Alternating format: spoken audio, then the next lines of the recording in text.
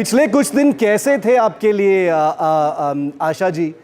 काफ़ी सस्पेंस था, काफ़ी टेंशन हुआ होगा क्योंकि ये मिशन 2-3 बार डिले और पोस्टपोन भी हुआ था। क्या आपके मन में ये एक कंसर्न था कि आज भी शायद वो डिले हो सकता है? हाँ, कल शाम तक तो ये लग रहा था कि ऐसा ना हो फिर कैंसिल हो जाए, लेकिन कल शाम को क्लियर हो गया था कि अब कैंसिल नहीं होगा, बात जाएगा। और इसके पहले जो कैंसिलेशन हुआ वो तो 2-4 बार, अब इतने बड़ा मिशन है इसमें तो कुछ ना कुछ कैंसिल होता ही रहता है। किन्हीं कारणों से, टेक्निकल कारणों से कुछ गड़बड़ी रही होगी, इसीलिए बार बार कैंसिल हो रहा था। अब जब सब सही हो गया तब उन्होंने लॉन्च कर दिया, सही हो गया सब। लॉन्च के पहले आपका पिछला कॉन्वर्सेशन शुभांशु से कब हुआ था? क्या बातचीत हुई? क्या आप कुछ शेयर कर सकते हैं आशा जी? हाँ, बात आज ही सवेरे हुई थी, लॉन्चिंग के पहले वही 7 बजे करीब बात हुई है। 7 बजे बात हुई थी हम लोगों की, तो सब ठीक था, बढ़िया था। कह रहा था मैं बहुत खुश हूँ, बहुत बहुत एक्साइटेड था लॉन्च के लिए कि हाँ मैं जा रहा हूँ, मम्मी पापा आप लोग अपना ध्यान रखना और मैं जल्दी से जल्दी आता हूँ मिशन से लौट के, फिर आप लोगों से मुलाकात करता हूँ। ये बात हुई थी सवेरे आज। आपने क्या शुभांशु को कुछ एडवाइस दिया, कुछ ज्ञान दिया? अरे उस बच्चे को क्या एडवाइस देंगे, वो तो पूरी दुनिया को खुद ही अपनी सलाह सब कुछ दे रहा है अच्छे से। हाँ, तो उसको हम क्या एडवाइस देंगे? नहीं, आपके मन में इतना गर्व होगा, हम समझ सकते हैं आशा जी। आपका बेटा एक एस फाइटर पायलट है वायुसेना में, और अब वो अभी एक मिशन पे चल चुके हैं इंटरनेशनल स्पेस स्टेशन की ओर। 28 घंटे का जर्नी होगा। अगला आपका कांटेक्ट कब होगा? आप उसका इंतजार कर रहे होंगे अभी। कांटेक्ट का तो अभी पता नहीं कब होगा, ये तो हमें भी नहीं मालूम है कांटेक्ट कब होगा। हो सकता बात हो एक बार बीच में, लेकिन अभी कुछ कंफर्म नहीं है। और वैसे तो अब जब वापस आने के बाद ही मुलाकात होगी, बातचीत होगी। जी, और इंटरनेशनल स्पेस स्टेशन के बारे में आपने काफ़ी रिसर्च किया होगा कि लाइवलीहुड और लिविंग कैसा होता है इंटरनेशनल स्पेस स्टेशन में, तो आपका क्या ख्याल है? ठीक है, देखा है मैंने, उसको पढ़ा है। वहाँ इंटरनेशनल स्पेस स्टेशन के बारे में काफ़ी जानकारी मिली है, सब मालूम है वहाँ के विषय में। थोड़ा जो हम भी पढ़ते ही हैं, इधर उधर से जानकारी मिलती, तो पता है कोई ऐसी डरने वाली बात नहीं है। वहाँ के जैसी ज़िंदगी होती, लाइफ जैसे सबकी होती है, और एस्ट्रोनॉट की वैसे हमारा बेटा भी रहेगा। और हमने पढ़ा है कुछ मीडिया रिपोर्ट्स में, और हमने अभी ये DRDL के साइंटिस्ट से भी बात की, जो खाना और जो प्रेपरेशंस हैं जो शुभांशु के साथ गया है इस मिशन पर, जो फूड आइटम्स है जो वो लेके जा रहे हैं, उसके बारे में आपको सारी डिटेल्स हैं आशा जी कि वो क्या क्या लेके जा रहे हैं ऊपर? हाँ, ये हमने भी कहीं पढ़ा ही था कि मतलब वो अपने साथ में गाजर का हलवा, मूंग दाल का हलवा और आम रस वगैरह लेके जा रहे हैं। तो जैसे आप लोगों को इन्फॉर्मेशन मिली, वैसे ही हमको भी मिली थी इन्फॉर्मेशन कि वो अपने साथ में इंडियन खाना कुछ लेके जा रहे हैं। तो क्या ये मिशन टीम से आपसे कोई संपर्क में है कि शुभांशु से अगला जो संपर्क होगा, या वीडियो कॉल होगा या फ़ोन कॉल होगा स्पेस स्टेशन से, कब होगा? ये कुछ जानकारी आपको मिला है अभी तक? नहीं, इस विषय में हमें भी कोई जानकारी नहीं है। Nidhi, your sentiments, such a proud family today. Your mother's tears have moved an entire country today. We are so proud of Shubhanshu, so we can only imagine how your family must be feeling today. Tell us about your thoughts. You're the sister of a complete superstar who is headed towards the space station now, and all of you are superstars because the country is watching you. Yes, country is watching us, and we are very proud. And it is a very overwhelming moment for us. Our brother is going. He's crossing such limits. Yeah. We never thought this scene will happen in our family, but it is happening, and it is real. Still, we are not in the believing condition, but we have to believe it. He's in space now. That is for real. Absolutely, he is in space for real. It's a 20-hour journey. Asha ji, आपका बेटा group captain Shubhanshu Shukla, और मैं अपने दर्शकों को बताऊं कि group captain का rank is equivalent to colonel in the army, ताकि people can understand what that means. He is basically equivalent of a colonel. Asha ji, 28 घंटे का जर्नी है, आपका बेटा एक फाइटर पायलट है, ये जो काम है, ये रिस्की काम है, ये बहुत एक्साइटिंग काम है, दिलचस्प काम है. एज अ मदर आशा जी, आप इसको हैंडल कैसे कर सकते हैं, कैसे करते हैं आप? रिस्क तो देखिए हर चीज़ में, हर जगह है. हर कोई काम, जैसा कोई नया काम करता है उसमें रिस्क रहता है. तो अब 28 घंटे की जर्नी है. लोग बाहर जाते हैं तो भी 20-22 घंटे की जर्नी में बैठ के जाते हैं, तो ये तो खुद जाके ड्राइव करके जाएगा. तो ऐसा कुछ नहीं है, डर वाली कोई बात नहीं है. वो सब हैंडल कर लेगा बेटा, बहुत मजबूत. हाँ, पूरा फुल कॉन्फिडेंस ऑन चाइल्ड. पूरा कॉन्फिडेंस है अपने बच्चे के ऊपर हमें. वो आराम से लेके जाएगा. और आपके मन में जब शुभांशु चुने थे इस मिशन के लिए आशा जी, आपको गर्व तो महसूस हुआ ही होगा, लेकिन एज अ मदर आपने कैसे फील किया होगा, क्योंकि ये एक 1 in a million टाइप का अपॉर्चुनिटी है और अब वो पूरा हो गया है. चुने गए थे जब एस्ट्रोनॉट गगनयान के लिए 4 चुने गए थे, तब तो बहुत अच्छा लगा था. मगर उन 4 में से जब इसको अकेले चुना गया, तब ये खुशी और ज़्यादा दुगनी हो गई हमारी कि हम उन 4 बच्चों से भी ये अकेला चुना गया है उसमें नासा के लिए. तो खुशी और दुगनी हो गई हमारी. Nidhi ji, when was your last conversation with your brother? What did you talk about? Brother and sisters always have interesting conversations. What was it about? Yes, of course. Today early morning we have a chit chat, little small. When he was going for the his preparation, and we have a little small chit chat. Early morning, around 5:30 p.m. to 6 p.m. What did you tell him in that chit chat, Nidhi ji? He said to us, we chit chat. Don't worry, Shubhanshu, when you were 16-year-old and you were sitting on the train station going for the training, Pune, and so if a 16-year-old boy can do that training, so now this training is very much easy for you. You can do it very, very good and go and complete your mission very good. And he was very happy. He was telling us, don't take stress, I'm coming back by touching the stars. Amazing, amazing. So basically for 15 days, 15 दिन के लिए शुभांशु अब international space station में होंगे.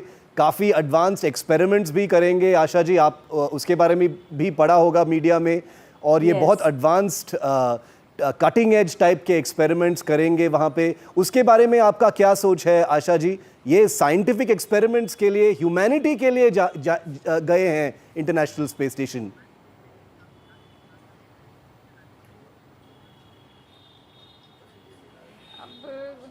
भेजे गए हैं, जिस काम से गए हैं वो अपना मिशन उसमें सक्सेस होके लौटेंगे. अपना जो करना है वो करके ही वापस आएंगे. अच्छे से करेंगे और अच्छे से करेगा मन लगा के. बहुत एक्साइट है वो इन सब चीज़ों को करने के लिए, बहुत ज़्यादा एक्साइट है. खुद very excited to do all things. सब कर लेगा, सब करेगा वो. और जो देश के लिए एक संदेश गया, ये मेरा आखिरी सवाल आप दोनों के लिए, देश के लिए एक संदेश गया है कि भारत का बेटा it has gone to touch the stars, as Nidhi you mentioned. It's a day of pride, so much for the family. But do you feel like you are, the entire country is your family today? पूरा देश आपका परिवार है आज, Asha ji? Of course. आप खुश? बिल्कुल. Now he's not our son only. Now he's not our son only. He is India's country's kid. He's not only our son. Family is now on the second number. For his country, his India is on the priority basis. On the first number, he will choose country. On the second number, he will choose his family. For sure, I'm damn sure. Amazing, I am so happy to hear that. Asha ji, आप पूरा public आई में आ गए हैं। आपका private life को क्या हो रहा है अभी मैं समझ सकता हूँ। मीडिया वाले तो पूरा तंग कर रहे हैं पूरा दिन आपको। आखिरी सवाल इसी मुद्दे पे कि आप कोई बात नहीं, कोई बात नहीं, ये भी बड़े नसीब से मिलता है। जी जी, आप एक पब्लिक फिगर बन गए हो आज आशा जी। आखिरी सवाल। जी जी जी, ये तो बहुत अच्छे प्राउड मूवमेंट की बात है। तो बहुत ये सबको नहीं नसीब होता, ये भगवान ने हमको दी है अपॉर्चुनिटी, तो अच्छी बात है, हमारे लिए तो अच्छा ही है। जी, पूरा देश से फिर से मैं आप दोनों को प्रणाम करता हूँ and to the rest of the Shukla परिवार। Thank you for your son service. धन्यवाद for Shubhanshu service. We wish him the best. हम एनडीटीवी की तरफ से पूरा 1 मिनट तक हम ट्रैक करेंगे अगले the 28-hour journey till the International Space Station, and we will be in touch with you. Thank you very much, Asha ji. Thank you very much, Nidhi ji, for joining us here. Thank you so much. Thank you. And after that 28-hour journey aboard the Axiom 4 mission, by around 4 p.m. India time tomorrow, Group Captain Shubhanshu Shukla will be at one of the most exclusive addresses in human history, the International Space Station, a floating science laboratory 400 kilometers above Earth, traveling at 28,000 kilometers per hour. And for the next few days, this is what he will call home. Now, as you can see, I've cast myself into this simulated International Space Station main control center setting. It looks nice and well how a space station should actually be. But what is life actually like up here when 4 p.m. when Shubhanshu reaches here tomorrow? What is Group Captain Shubhanshu, the Indian astronaut, going to experience along with his colleagues and the astronauts who are already up there? Well, to begin with, every single second on board the International Space Station is scheduled. Shukla's days will begin with a sunrise, one of 16 he'll see every 24 hours thanks to the ISS orbiting Earth once every 90 minutes. He'll get roughly 6.5 hours of sleep each day, floating in a small sleeping bag tethered inside his personal cabin. No beds, no showers, just zero gravity. Discipline is what is imposed on each and every person on the International Space Station. He'll brush his teeth with a small dab of water, he'll swallow the paste, he'll freshen up with wet wipes and meals. Rehydratable pouches of dal, rice, vegetables, I kid you not, fruits, even his favorite moong dal halwa and amras, and his mother, you just heard confirming that. All of this stuff is vacuum sealed and heated before being eaten with a spoon. Now remember, Shubhanshu is a payload specialist. Apart from being the pilot of that rocket, at the ISS, Shukla will conduct experiments in microgravity, ranging from fluid dynamics to material behavior and biology. He will be working very closely with crew from the US, Spain, Italy, representing the ISRO Gaganyaan collaboration on a truly global platform. He will also exercise for nearly 2 hours daily, because in microgravity, your muscles and bones begin to weaken fast. So astronauts train with resistance machines and treadmills that hold them in place using bungee cords. What about comfort and communication? Surprisingly decent, I have to tell you. Group Captain Shukla will be in regular contact with mission control. There's email, scheduled video calls with family, and even a live link for public interaction. So maybe even a press conference with Shubhanshu could be happening in a few days from now. There's also a viewing cupola, a panoramic glass dome on the International Space Station where astronauts often go to relax and watch Earth go by. Just imagine that view. One of the most breathtaking views a human can experience. That's what our man in space is going to be seeing. Well, the quality of life, it's pretty Spartan, it's pretty spare, but it is sufficient, it is functional. Comfort is sacrificed, obviously, for science, but there is comfort. Privacy is minimal, but camaraderie is very, very high. There's no weather, no traffic, no phones, but also no distractions, just focus, purpose, and the humbling silence of the universe, of space, of the eternal emptiness around them. If Rakesh Sharma famously said, "Sare jahan se acha," what will Shubhanshu say from the ISS? We will know starting 4 p.m. tomorrow. For India, a giant leap toward a future where space is no longer a destination, but a permanent address. And to know more about what life is really like on board the ISS, well, it's one thing to hear about it from me. It's another thing to hear about it from someone who's actually been to the International Space Station. NDTV science editor Pallav Bagla spoke to former ISS astronauts Thomas Pesquet and Haza Al-Mansouri on what life is really like on board the ISS, which Shubhanshu reaches at 4 p.m. tomorrow. How is it like when you go in for the docking at the International Space Station? Is it again a tricky operation? It is a tricky operation. You have to be very, very precise. Those are vehicles that are flying at 28,000 kilometers per hour, right, roughly. And you have to control their relative velocity in a very, very tight manner so that you don't impact on one with the other. And so this is all very, very dynamic, very controlled by the engineers at the control center. But from the crew perspective, you've been launched, you see the emptiness, the vastness of space, and then you see your target, you're getting close, and then you realize how big and huge the space station is. It's really magical. It's like a castle in the sky. And as you get closer, you see the complexity, you see the sheer size of it. It's really, you have to force yourself to sometimes look at your instruments rather than just looking at the space station. But it feels really good to get there, to have that contact, hear that sound, and then, equalizing the pressure, opening the hatch. It feels like you've made it to your destination. Let's spend some time understanding how is life at the International Space Station. Indians have no experience about it. Let's start with the basics. What do you eat there? No. And how do you eat in weightlessness? So the funny thing is life in weightlessness is not hugely complicated, but it's different. You have to relearn how to do simple things like sleeping, doing your hygiene, or eating. And eating, for instance, everything floats, right? Everything is in free fall, that's weightlessness. And so you cannot put anything on the table, like it would float again. You cannot put your spoon on the table, it would float away. So everything comes with Velcro. And sometimes we even put tape on the table so that it sticks. And you would be opening a can. All the food is in canned or in pouches or dehydrated foods. And then you prepare your food like you would a meal. You're asking your crew members what they feel like eating. Sometimes you prepare for them, sometimes they prepare for themselves. And then you have your own spoon, eat your food, always hold your packet, your pouch, or your can until it's over. And if you stick it, you have to make sure it sticks. And the beginners at the beginning, it's always fun to see them eat because it's hard to control. Things like rice. I mean, imagine rice. It goes everywhere. And then as they're trying to catch the bits of rice floating away, they send even more rice away. So sometimes there's a bit of a catastrophe. But that's how you learn. And then you get used to it. Sometimes we even have some special food for special occasions like Christmas, birthdays, national days, things like that.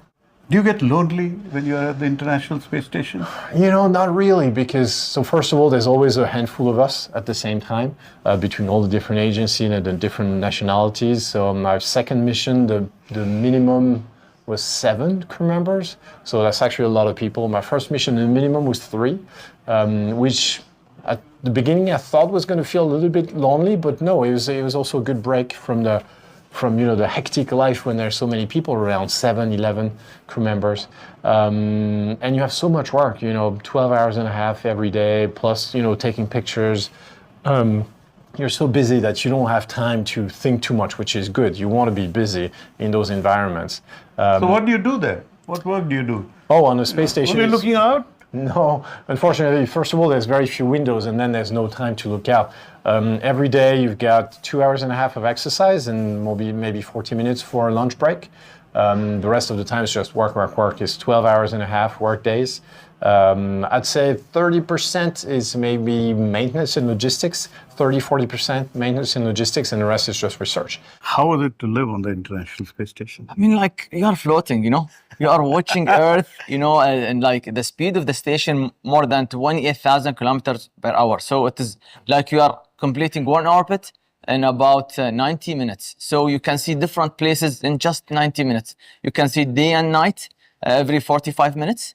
How do you do daily activities on space? A simple thing like How do you brush your teeth? You know, it's different experience. Everything is floating. Water is not that. They're brown balls. Yeah, it's like a ball. So because of water tension, it's floating and it's like in a ball, a shape. So we woke up at about 6 a.m. That is Greenwich time, London time, and then we start to go use the restroom hygiene and everything. You have to be more like careful where you place things because they're gonna float. If you own a pair of Kolhapuri chappals, chances are you didn't pay more than maybe 2,000 rupees for them. Well, guess what? Prada, you know Prada, the $6 billion Italian company, well, they've got a pair of Kolhapuri chappals and they're charging 1.2 lakh rupees for them. And people are really, really angry. I'm going to tell you all about that next.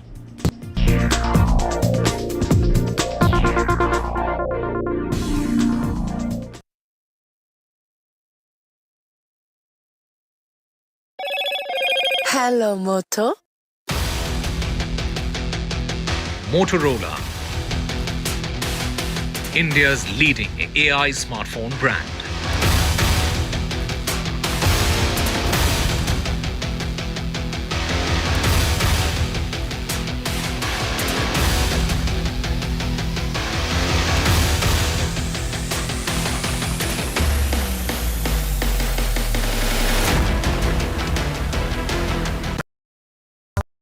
Gold plus optimistic reflective glass लगाओ, धूप की गर्मी को दूर भगाओ और बिजली का बिल भी बचाओ। 50 years of the emergency. भाइयों और बहनों, राष्ट्रपति जी ने आपातकाल की घोषणा की है। India's darkest hour, June 25th, 1975. Lest we forget. The emergency, NDTV rewinds when democracy was suspended. लोकतंत्र का गला घोट दिया गया था। भारत के संविधान निर्माताओं की तपस्या को मिट्टी में मिलाने की कोशिश की गई थी। Indira Gandhi's assault on freedom. An NDTV special, Wednesday, June 25th.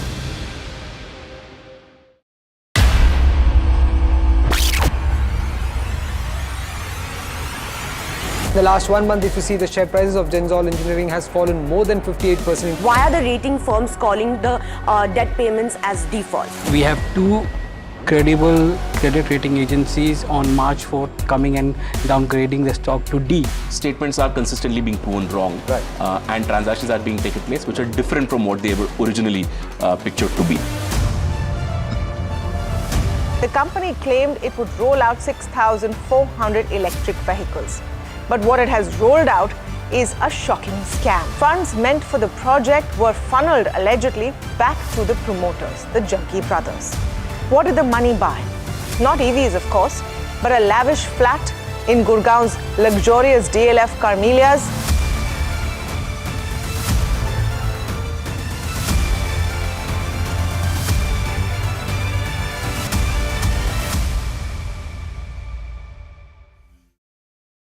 भावनाओं को अभिव्यक्त करता हुआ कवि, एक पेंटिंग बनाता हुआ चित्रकार, सुरीले राग गाता हुआ एक गायक और फिल्म के रूप में दुनिया की हकीकत दिखाता हुआ एक फिल्मकार, सब चाहते हैं कि उन्हें एक मंच मिले जहां से उनकी उड़ान को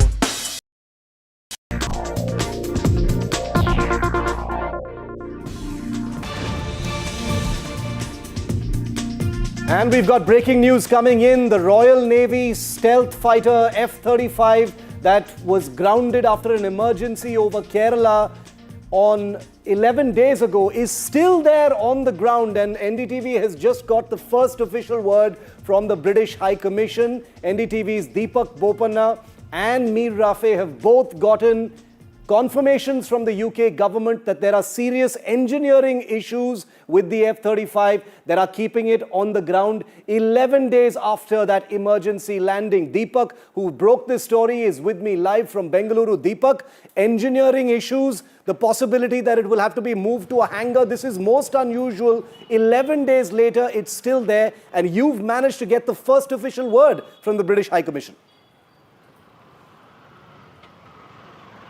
Yes, finally, for people who've been awaiting some sort of clarity as to when is this aircraft going to move from the runway, we are getting this confirmation, at least from the British High Commission now, that there's an expert team, there's specialized equipment ship that's going to be, flown into India.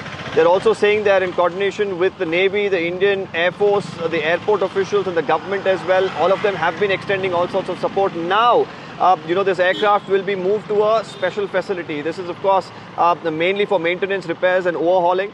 And once this team arrives, that's when the movement will happen. But they do not still have an estimation as to by when the repairs will be conducted. So that's an indicator that the issue is quite complex. They're bringing in a specialized equipment for this. They're also flying in expert engineers for the sake of this, because earlier, a while from the aircraft carrier, a team had come to inspect and check if they can fix it. They couldn't. So as of now, no clarity when it will be fixed, but at least some clarity that it will be moved to a hangar where they will look at what has actually gone wrong. Deepak, great news break. Thanks very much for joining us on that. 11 days later, one of the world's most expensive fighter jets continues to be on the ground, and we will track that. And finally, here on India Matters, there's a great deal of anger, revulsion, surprise over the $6 billion Italian fashion giant Prada sporting a pair of Kolhapuri chappals for 1.2 lakh rupees. Now, Kolhapuri chappals, everyone knows,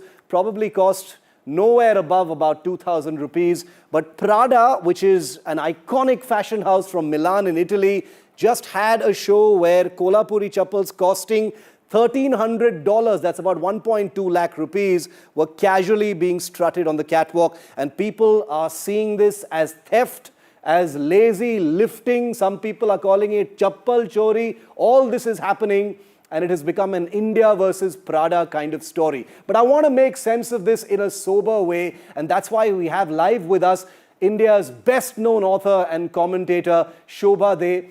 For more on this, Ms. De, good to see you. Thank you very much for your time here on NDTV. Are people right to be angry about this, ma'am? Prada sporting these Kolhapuri chappals costing about 1.2 lakh rupees?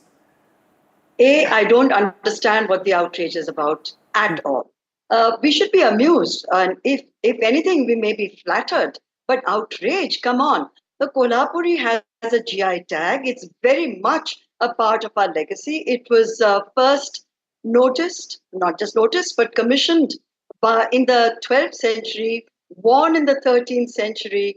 It takes 6 weeks even today to be crafted.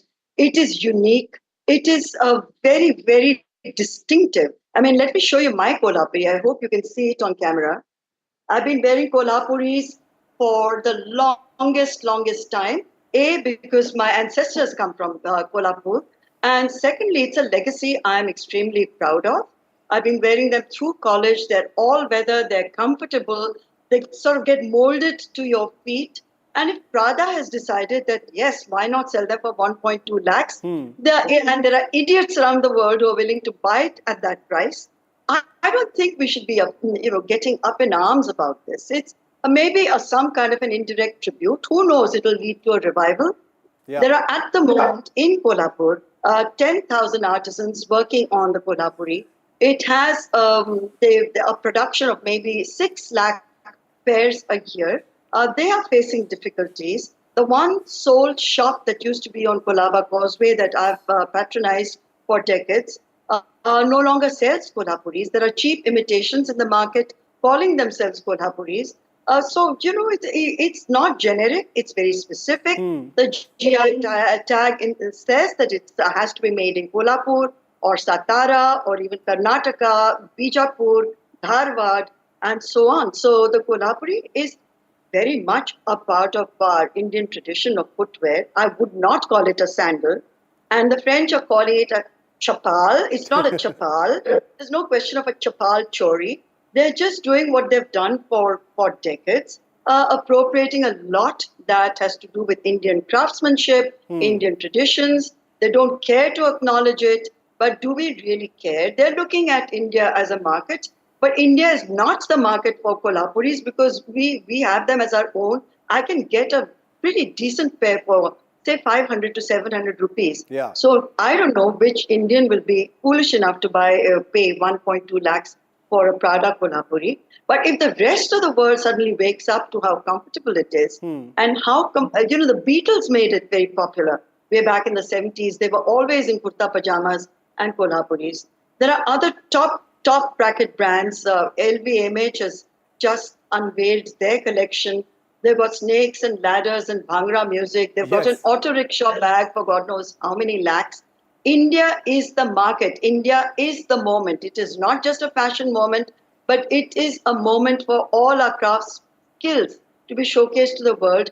Whether or not the designers choose to acknowledge the source, I don't think we should be up in arms about that. You don't think it should be acknowledged at all, ma'am? The fact that they're not calling it Kolhapuris, there is no direct nod to the artisans or Kolhapur. I mean, some would say the word that you use, the appropriation. Do you think that's par for the course in the fashion industry, or there should have been some kind of acknowledgement, even if it's a tribute? There will never be an acknowledgement from any of these guys. We should not expect it. We should not beg for it. We should not crave it. We know what we produce is by far the best. These are hand-stitched with organic leather. There are no nails, no rivets, as I said. They're made from buffalo hide, and the detailing is done with goat leather.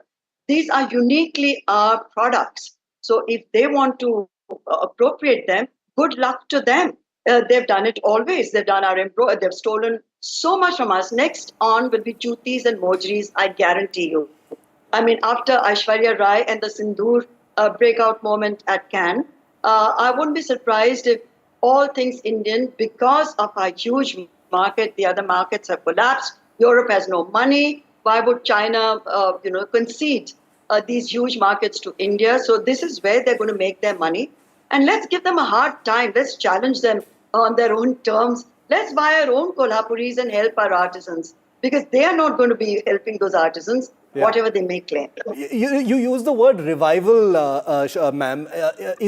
Are you saying that Kolhapuris are in a kind of fashion slump right now, and what Prada has done to actually revive interest in them? I mean, I have a pair as well. Definitely. We just saw your pair as well. Well, yes, it could definitely. I'd love to show my pair again to those who may have missed it. But the point is that talking to some of the artisans, especially who supplied Kolhapuris for years and years to the stores along Colaba Causeway, I know that they have switched because there is no demand for the real thing, for the authentic Kolhapuri made in Kolhapur by the artisans of Kolhapur, who will necessarily have to switch to making some other kind of footwear, because these with the toe hold and the side flaps and the little for the little toe to be held firmly, I mean, these are really unique to us. And if there is a revival, well, God bless Prada if they make that happen, and we all suddenly go back to wearing what, well, at least for me, I've worn since my school days, certainly through my college days. Shobhaji, the fashion industry is a funny business at so many levels, and you've seen it intimately from the inside as well. How would Prada have suddenly noticed Kolhapuris now? How does this thing kind of happen? Kolhapuris have been around for so long. There are so many fashion houses which do so much work in India. What could have sparked this sudden thing about a Kolhapuri appearing in a Prada line? The fashion business is eccentric and it's very arbitrary. It takes one person to suddenly take an interest in something specific in India. For example, I don't know if you're aware of the basmati bags which have taken off. These are basmati bags which our grocers bring to our homes and have been bringing to our homes for years and years, with recycled, upcycled old gunny sacks made into bags. They're suddenly taken the fashion world by storm. Then we got the basmati blazers, which are selling for some absurd amount, 1.66 lakh rupees a blazer, again made from the same upcycled, recycled basmati old gunny bags. Then we have the Vimal saris and the Chetak sweets, which are being sold as souvenir bags in top bracket stores across New York. So the fashion is definitely fickle. It's also something one cannot predict. I mean, if the LVMH show, the entire focus was India focused, with A.R. Rahman's music and Bhangra and the top models, going on a set designed by an Indian architect called Bijoy Jain, and the theme being snakes and ladders. All things India and all things Indian seem to be coming back into vogue and good for us. We should exploit the moment. We shouldn't be sitting there and crying about cultural appropriation. I'm sure we've done the same with some of their products in reverse. Yeah. It's all fine. It's all fine in passion, love, and war, as far as I can tell. That's how I see it. A final word from you, ma'am. What would you say to the many hundreds of artisans in Kolhapur right now? Because all of them would have phones. They would know about this story instantly. I'm sure many of them are looking at this and thinking, wow, somebody's selling Kolhapuri chappals for 1.2 lakh rupees. What would you say to them? And they are listening. I would say that they should feel extremely encouraged.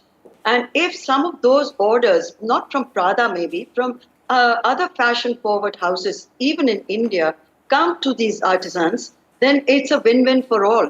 Because if there is that sudden interest, and especially the younger generation who may not have grown up wearing Kolhapuris. I mean, my family being from Kolhapur, we grew up with all our uncles, our aunts. We all grew up with Kolhapuris as part of our daily footwear routine.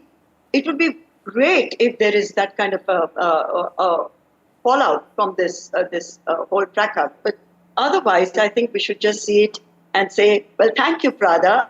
Let's hope many more people across the world take to wearing our Kolhapuris, made by us, made in India. And we can then then we can say, we have arrived in a way that is meaningful to our artisans and to all of us who are great champions of these artisans. Shobhade, I'm so glad you were able to join us on this, because I've learned a great deal, and you've helped us all understand this story a little bit better. It's easy to miss some of those things amidst all the outrage. But thanks so much. Appreciate you joining us on this story, and we'll enjoy being on your show. Continue Thank you so much. updating our viewers on this story. Thank you so much.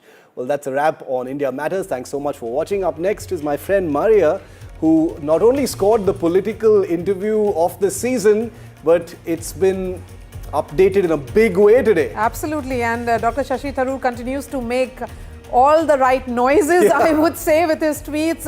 Shiv, but that debate that you did, taking up that issue of whether it is really appreciation on part of Prada, or are they trying to appropriate our culture, something that we plan to take up really in a big way on NDTV be watching tomorrow. So hello everyone, welcome to Left, Right and Centre.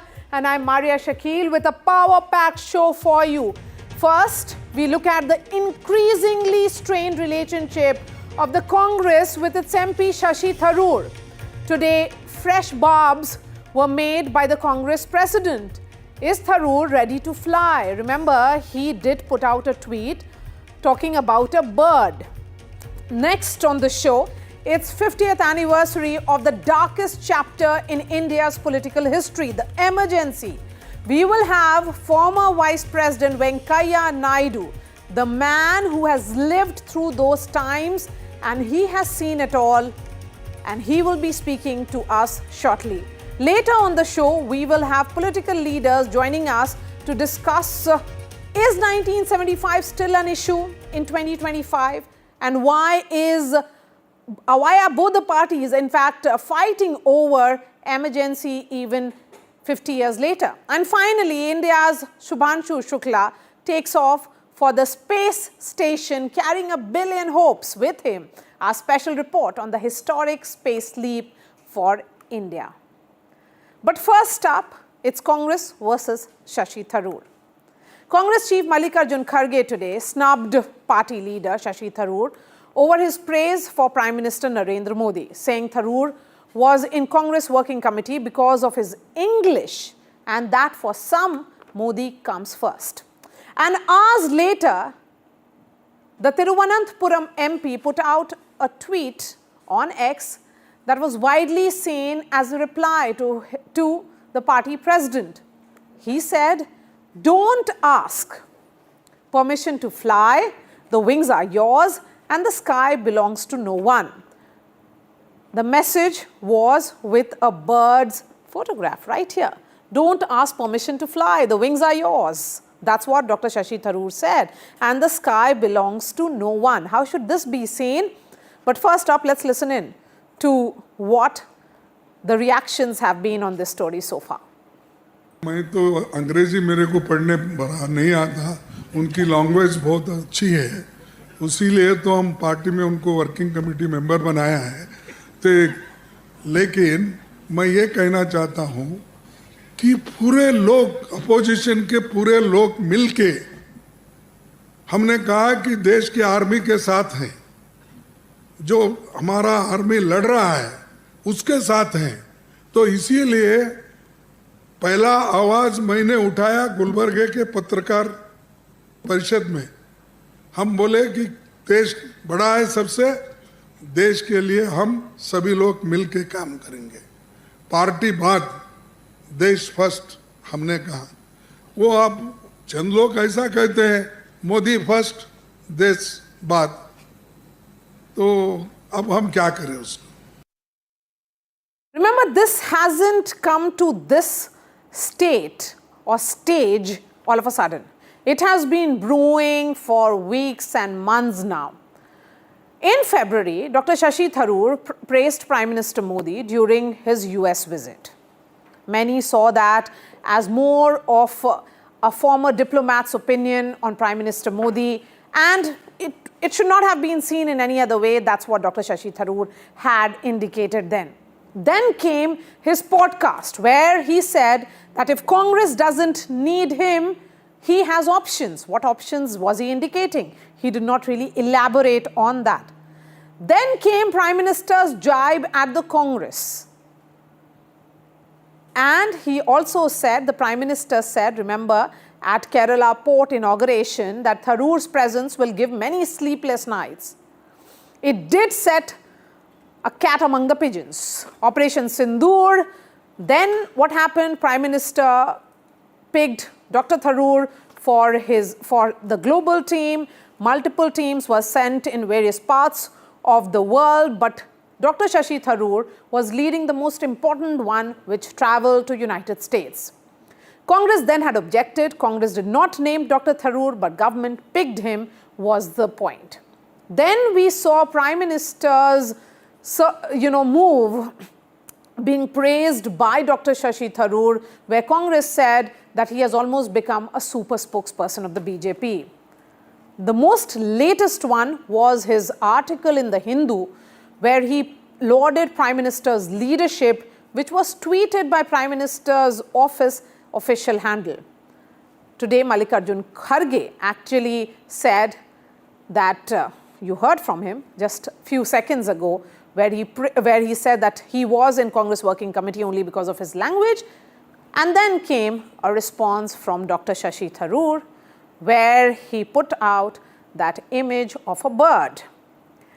Last week, Dr. Shashi Tharoor gave only one interview. He had spoken to NDTV, and I had asked him that question as to how he will define his equation with the Congress party. Let's listen in to what he said, and then I bring in the guests.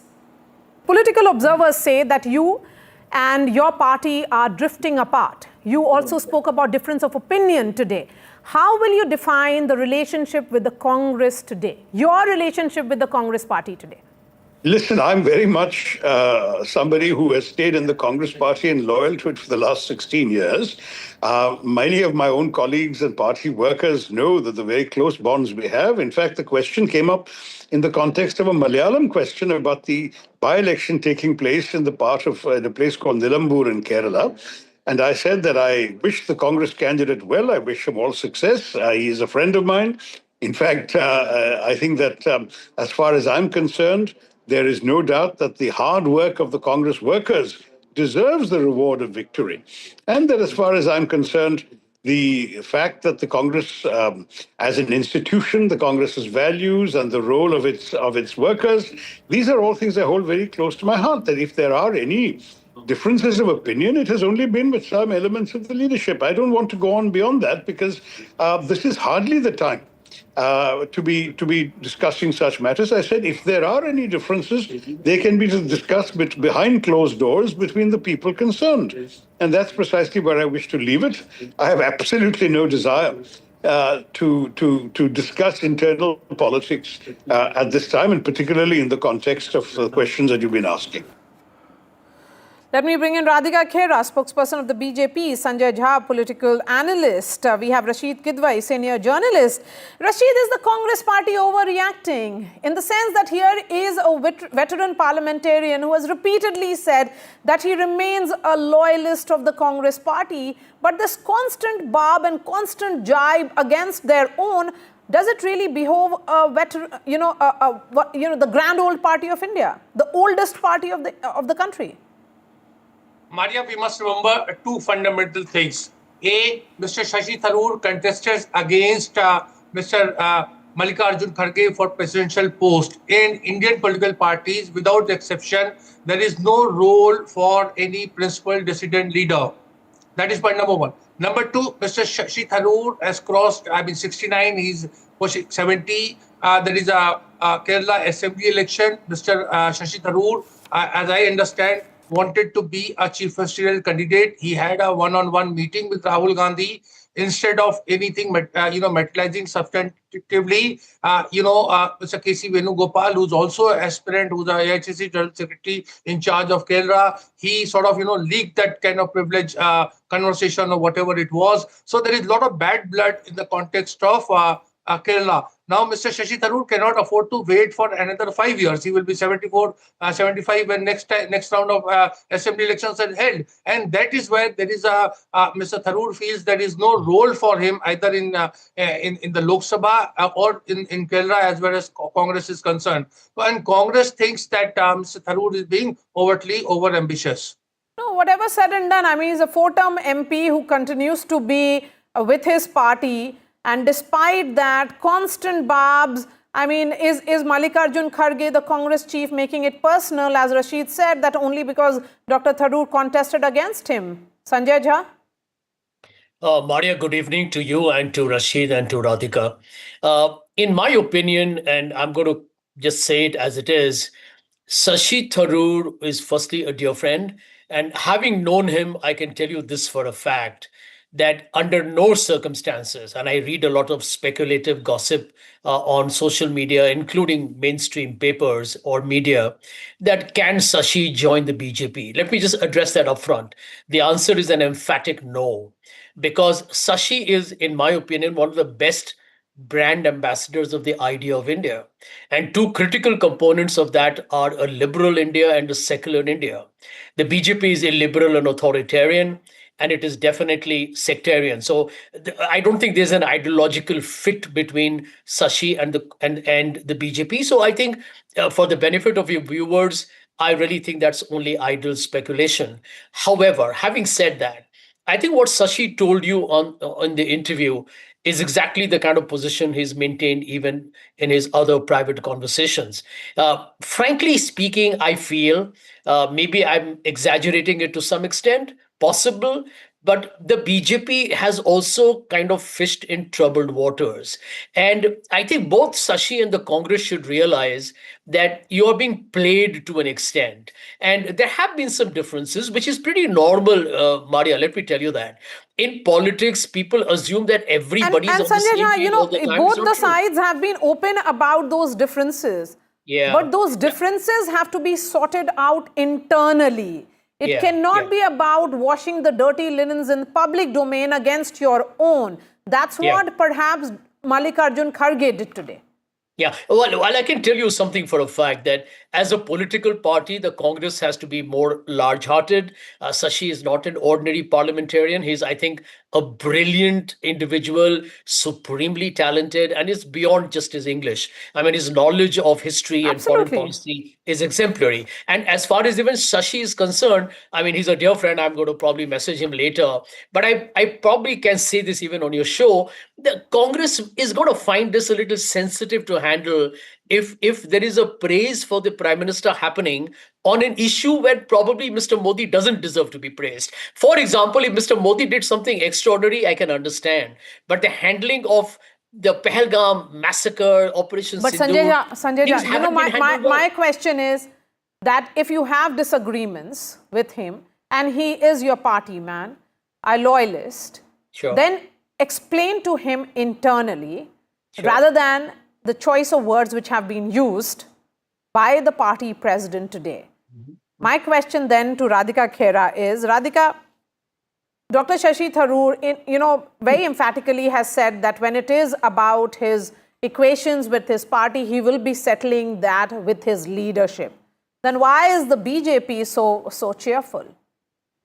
It's not that he is even indicating that he will be coming to you. Good evening to everyone. And let's start with what Mr. Sanjay Jha just said over here, that the Bharatiya Janata Party is authoritarian. Actually, irony died a zillion deaths when on the 50th anniversary of the emergency, Mr. Sanjay Jha, a forever Congressee, is talking about authoritarianism.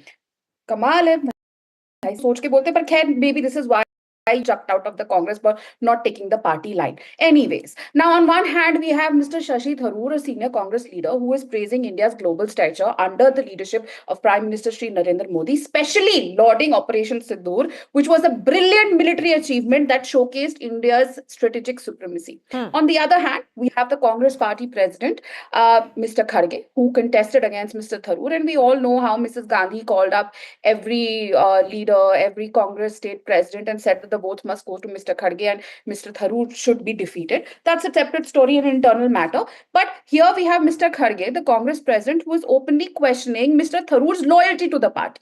Now, is Mr. Tharoor keeping India first an embarrassment for the Congress? It is very shameful that a party which claims that humne is desh ko azadi dilai, a party which is the oldest party, well, although technically it is not, because after having broken down so many times, this is Congress Ai, Indira Gandhi's Congress, the emergency Congress. But again, having said that, Mr. Tharoor is keeping India first. Mr. Tharoor is keeping India at the top when he goes out. Is that an embarrassment for the Congress? Of course it would be, because their leader, the Congress prince, goes to USA and begs Mr. Soros and says, "Hamara desh ki democracy khatre mein hai, please come and help us here." But this is not an isolated instance, The Congress has always been a master of mixed messaging. Their leaders have always cast a doubt on India's military achievement, mocked our surgical strikes, and even asked for proof of Balakot. But today, when Mr. Tharoor acknowledged our armed forces' brilliance and the Honorable Prime Minister's decisive leadership, his own party will obviously become unsettled, because that is not their Vichardhara. Like I said, their Vichardhara is mocking our more than the army. Vichardhara. But is the Congress... It's not, no. It's very clear that ideological association with the BJP is beyond question. He's very much with the Congress and ideologically completely married to the Congress party. Absolutely. So Sanjay Jha, perhaps the Congress can handle it a little differently. Yes, we wanted to come in, Sanjay Jha. Please respond to Radhika Khera, and then I give the last word to Rashid. Mario, I totally agree with you. This is a very puerile and an extended and prolonged acrimony and, shall we say, stalemate or a gridlock that needs to be stopped with immediate effect. It's giving the BJP something to they get their own Schadenfreude. They love to kind of drive a further deeper wedge. I think Shashi is a very smart man. Congress is a very seasoned political party. They just need to have coffee behind closed doors, as Shashi mentioned, and I think everything will be hunky-dory. Politics is complicated, Mario, you know that. I mean, there are personal ambitions, there are political situations that the party has to confront. It's been a difficult time for the Congress as well.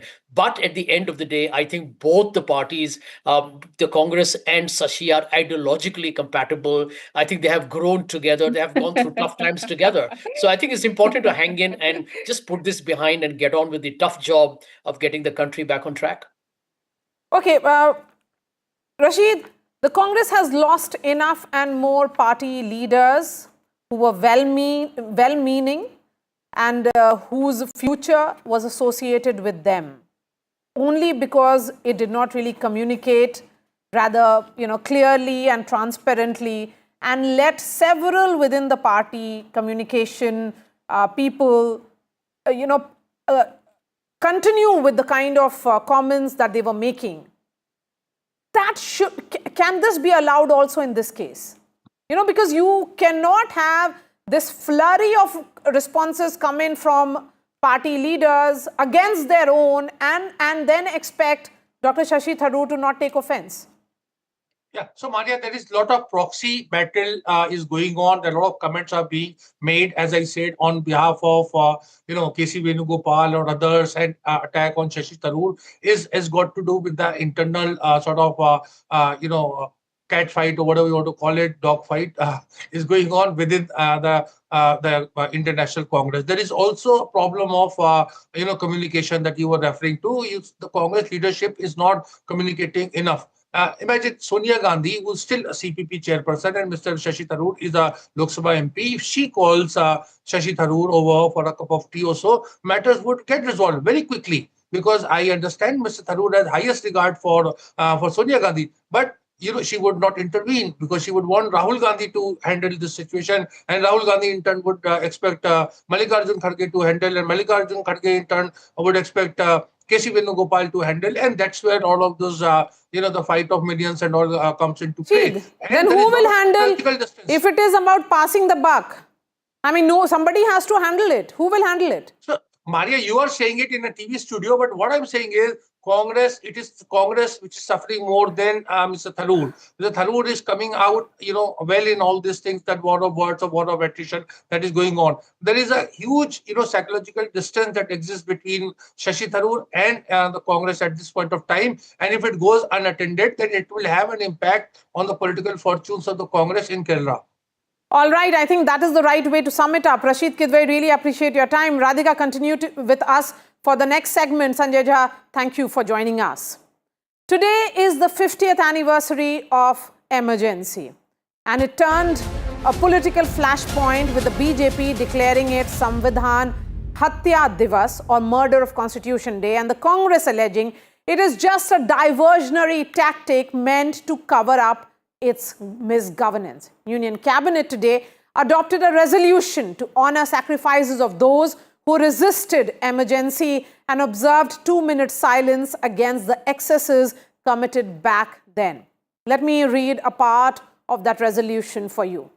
The year 2025 marks 50 years of the Samvidhan Hatya Divas, an unforgettable chapter in the history of India where the constitution was subverted, the republic and democratic spirit of India was attacked, federalism was undermined, and fundamental rights, human liberty and dignity were suspended. This was the cabinet resolution which has been adopted at that meeting, which was chaired by the Prime Minister. Top leaders of the BJP slammed emergency imposed by the government of Prime Minister Indira Gandhi in 1975 and used this occasion to target the Congress. The Congress president, Mallikarjun Kharge, also responded, saying that Prime Minister Modi is repeatedly invoking a period that the country has moved past. He is making an issue out of something that people have forgotten. Let's listen in to all the reactions which came in today. 25 तारीख को आपातकाल लगाया गया, कारण तो कहा कि राष्ट्र की सुरक्षा खतरे में है, परंतु पूरी दुनिया अब जानती है राष्ट्र की सुरक्षा को कुछ नहीं हुआ था, उनकी कुर्सी खतरे में थी।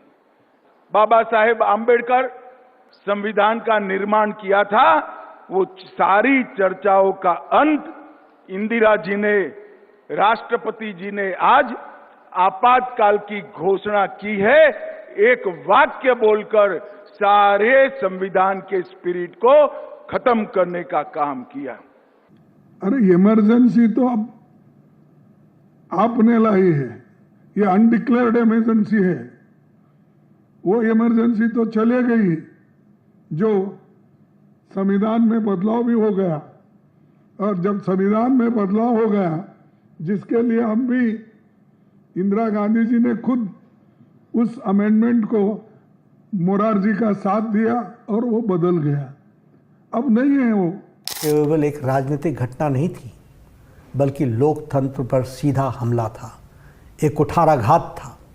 50 वर्ष बाद भी कांग्रेस उसी मानसिकता के साथ जी रही है, उसकी नीयत आज भी वैसी ही तानाशाही वाली है। आरएसएस और बीजेपी ने अपनी उंगली भी नहीं चढ़ाई उस वक्त में। इनको पूछो, इनको उस वक्त में इन्होंने क्यों नहीं आजादी जंग में भाग लिया। और बेरोजगारी है, उसकी चिंता इनको नहीं है। महंगाई बहुत भयंकर बढ़ रही है, उसकी चिंता इनको नहीं है। तो और क्या करेंगे, इमरजेंसी की बात करेंगे। And joining us now is someone who witnessed those 21 months of dark days of Indian political history. Venkaiah Naidu, former Vice President of India, is joining me live from Hyderabad. Mr. Naidu, appreciate your time here on NDTV. Mr. Naidu, remember, doesn't speak often on or gives interviews, but he has agreed to give us time, so thank you. Sir, during the emergency, you were actively involved in the political resistance. Can you share a specific incident that profoundly impacted you and also shaped your resolve to fight as a young student against the authoritarian regime? In fact, I was not in politics at the time, but I was a student activist. I have invited Sri Jayaprakash Narayan to university to address the students. Citing that as a reason, they have arrested me under visa.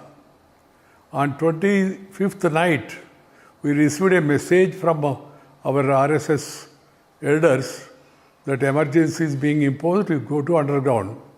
So I slipped to underground, went to friends' places, and were going around place to place and pasting posters and also writing on the blackboards outside the Congress office. That's how we ran the campaign. In 25th September, I was caught by the police. I was inside for 17.5 months during emergency. Mr. Naidu, the emergency period saw widespread arrests and suppression of dissent. How did you and your peers maintain morale and solidarity in those months you spent in the jail? In fact, I was preparing to enroll myself as an advocate because my mother, who died when I was 13 months old, her wish was that I should become an advocate. So I studied law and preparing myself to enroll as an advocate. But in between came this emergency. And once I was put inside the jail, there were all shades of people from Janasangh, from RSS, from left, extremist left, and also some old congressmen and all, were all there in jail. During that period, we used to discuss in the evenings about general issues and also discuss about the challenge posed by the authoritarian regime. And then there we have resolved to fight it out by opposing Indiraji once we are out of jail. My determination has grown really because of interaction with various people, including veteran freedom fighters in the jail. Sir, during those months, who was one leader whose words impacted and influenced you the most? During that period, in our jail in Visakhapatnam, where I was a student, Andhra University, late Sri Tenedi Viswanathan, freedom fighter, minister in combined state of Andhra and Tamil Nadu, and also coffee board chairman. He was a veteran freedom fighter. We used to go to him in the evenings, generally when I was a student in the university, because he used to conduct discussions in the evening on literature, on public life. And we were impressed by him. But once in jail, we were there with him and also Sri late Gautu Latsanna, a stalwart for Swadra Party, associate of late N.G. Ranga. Those two people were there inside, along with Dr. Subramanya Sastry, RSS chief of the state. We were really inspired by these three personalities during the jail, and also, of course, there were a number of other people also.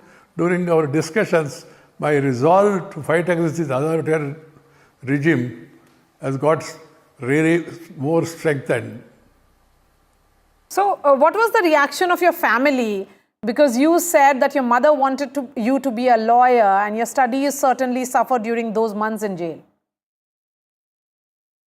It's really, I must really pay compliments to my wife. I was married before I joined law because my relatives, they all pressurized me that mother is not there and father has become sufficiently old, so you get married once I completed my degree. Reluctantly, I got married, and my wife comes from a rural background, doesn't study beyond high school.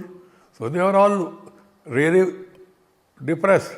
But she maintained morale in spite of other neighbors and all saying emergency meant inside the jail only, there is no scope to come out and all.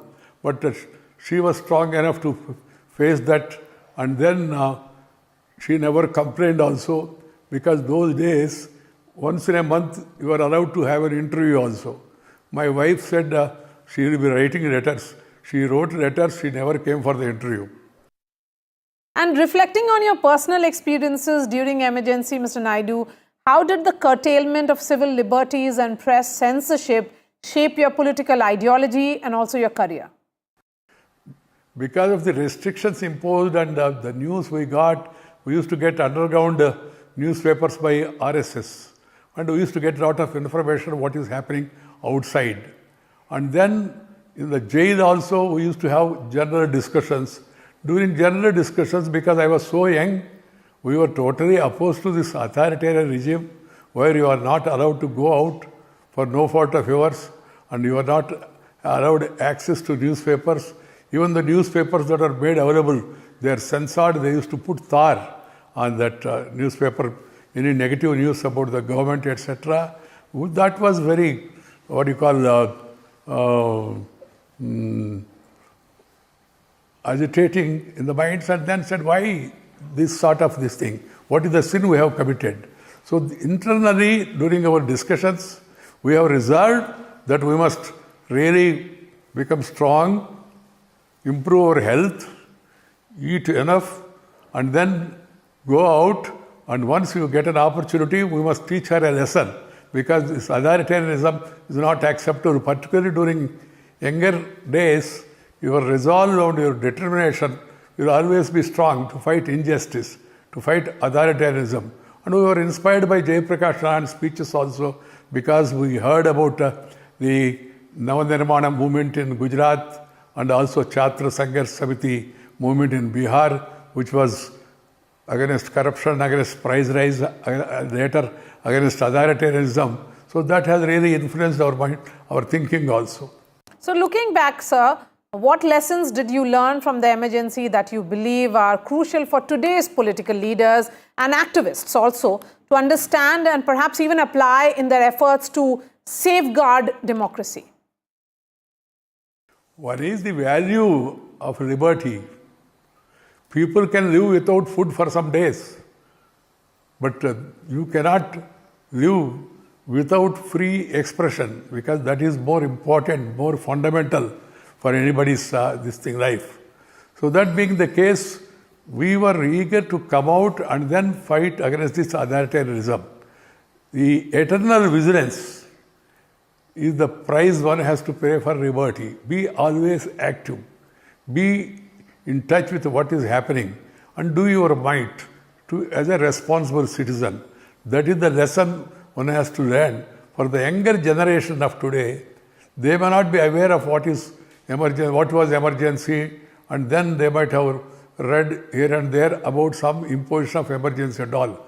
But one should know what is emergency, how fundamental rights were curtailed, how freedom of press, freedom of expression, freedom of movement were all curtailed, and how they have impacted even the other walks of life, even including judiciary also. All these things, I think there has to be a lesson and a chapter in the history books of the students so that the younger generation is made aware of the emergency, the draconian black chapter in India's democratic this thing, and also to guard against any such effort by anybody at any time.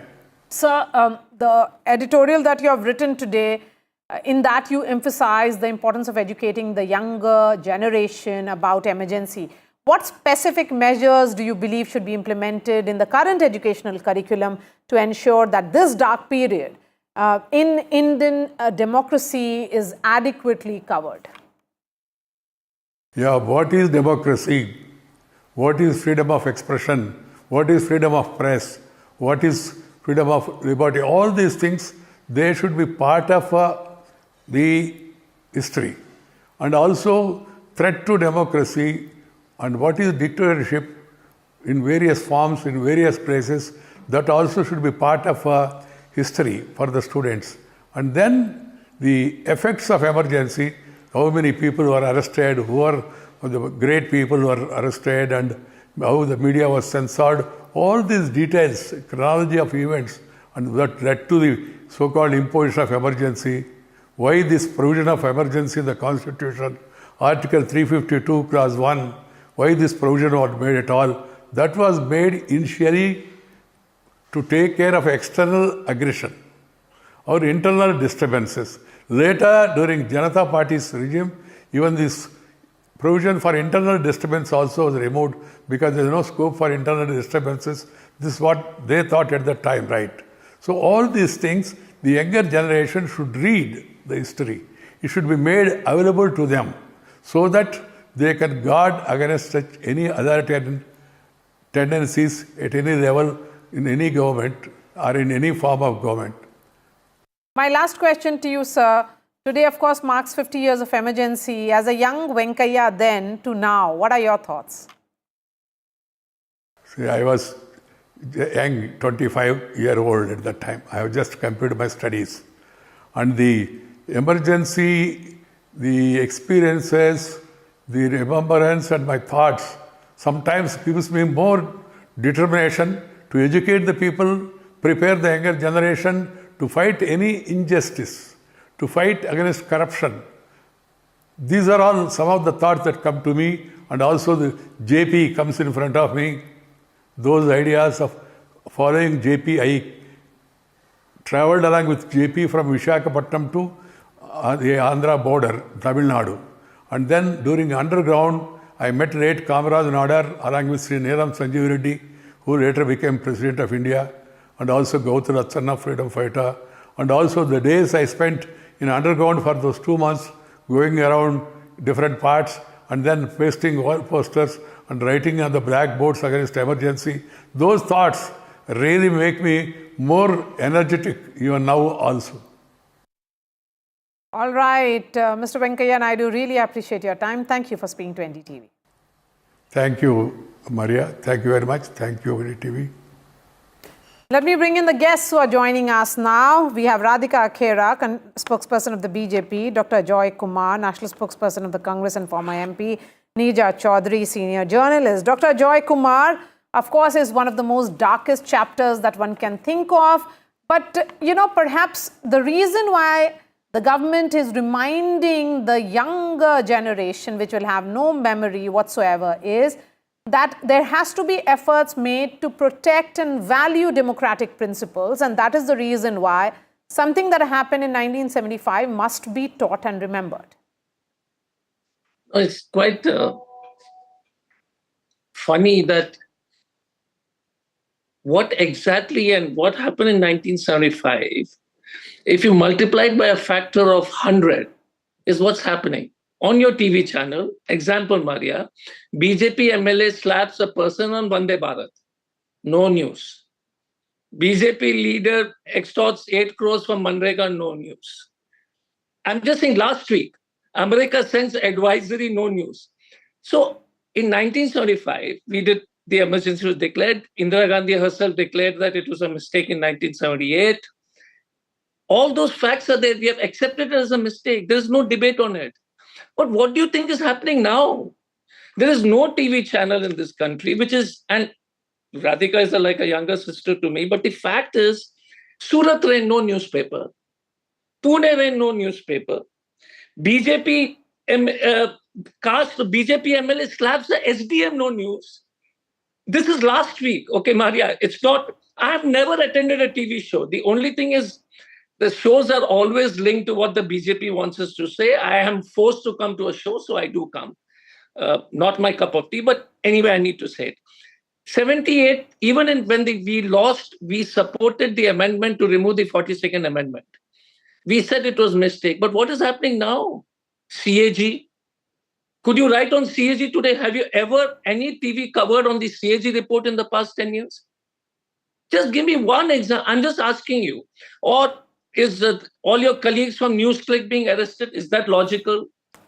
NewsClick people being arrested, Gautam Navlaka, Sudha Bardwaj, Umar Khalid, everybody. You think judges under, and I have a long list. So since we are under the microscope today, so I just want you to indulge me for 2 minutes. Sure, please go ahead, sir.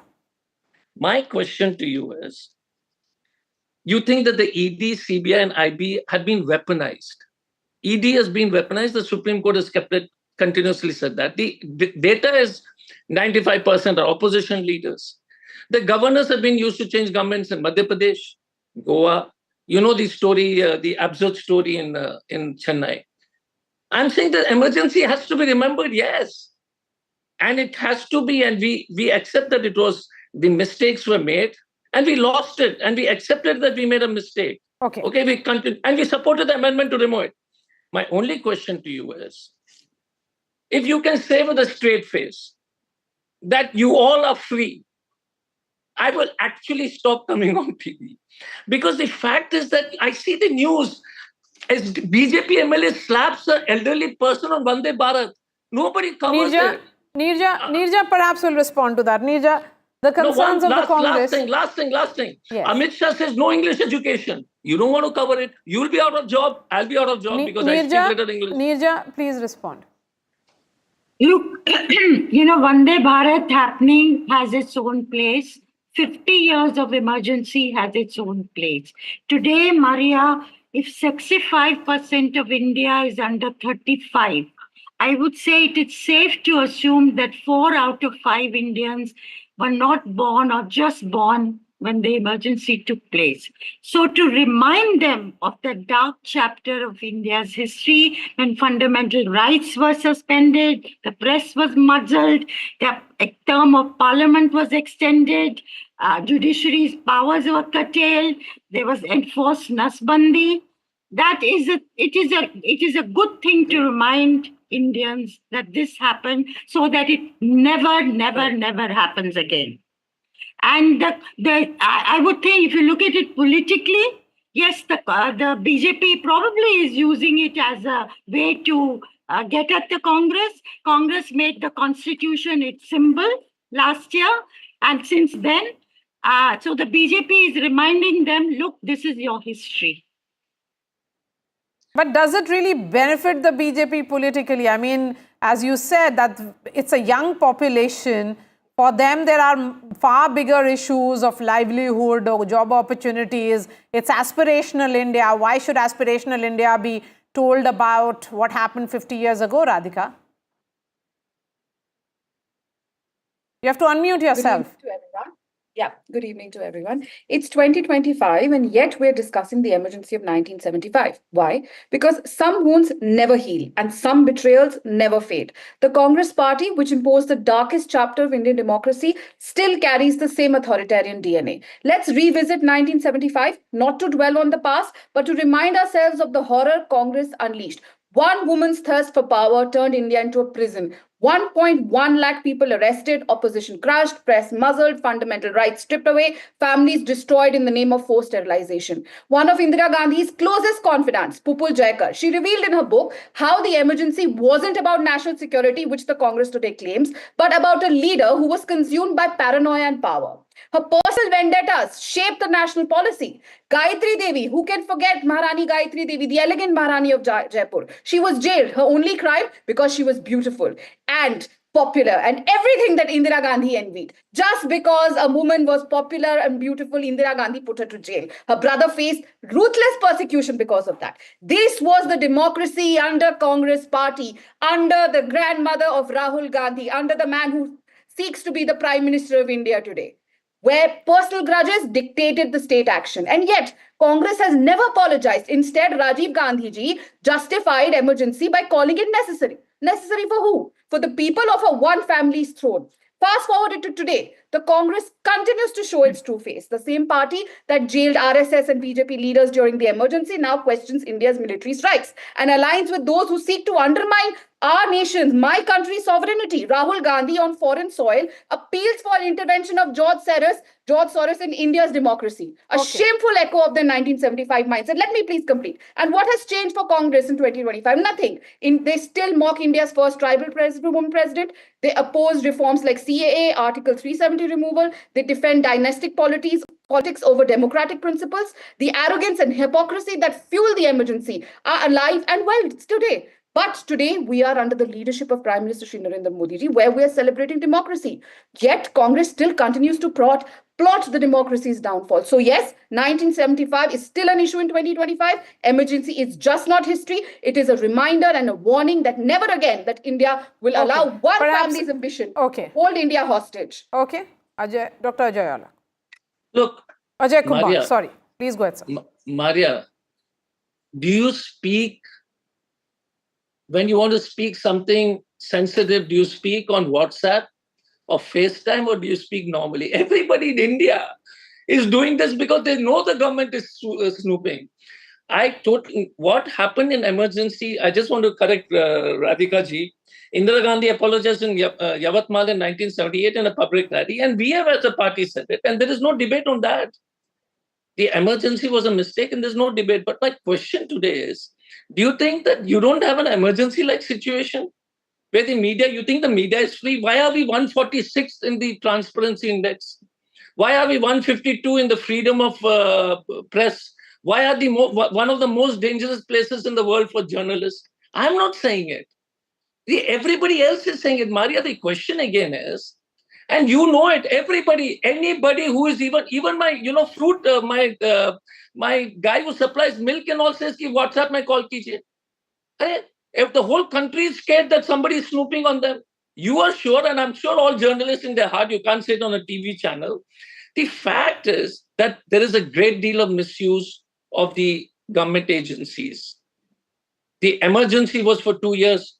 Indira Gandhi made a mistake, but she called an election and we lost that election. And that was a mistake. But I'm saying what is happening today? Jailing, ED, CBI, no CAG report, all journalists who are having an independent voices are unless muzzled.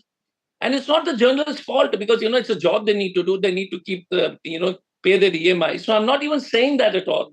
My only angst is, as a true Indian, is there a situation where you feel that the government is snooping and doing the wrong? First question. Is the press in India, the mainstream media free? I don't think so. Nirja will know better. And one second, and I agree with Nirja ji on what she said. Can I get 1 minute? No, Radhika, just finish. I can only say one thing clearly, that why is it that we are one of the most unsafe places in the world for journalists?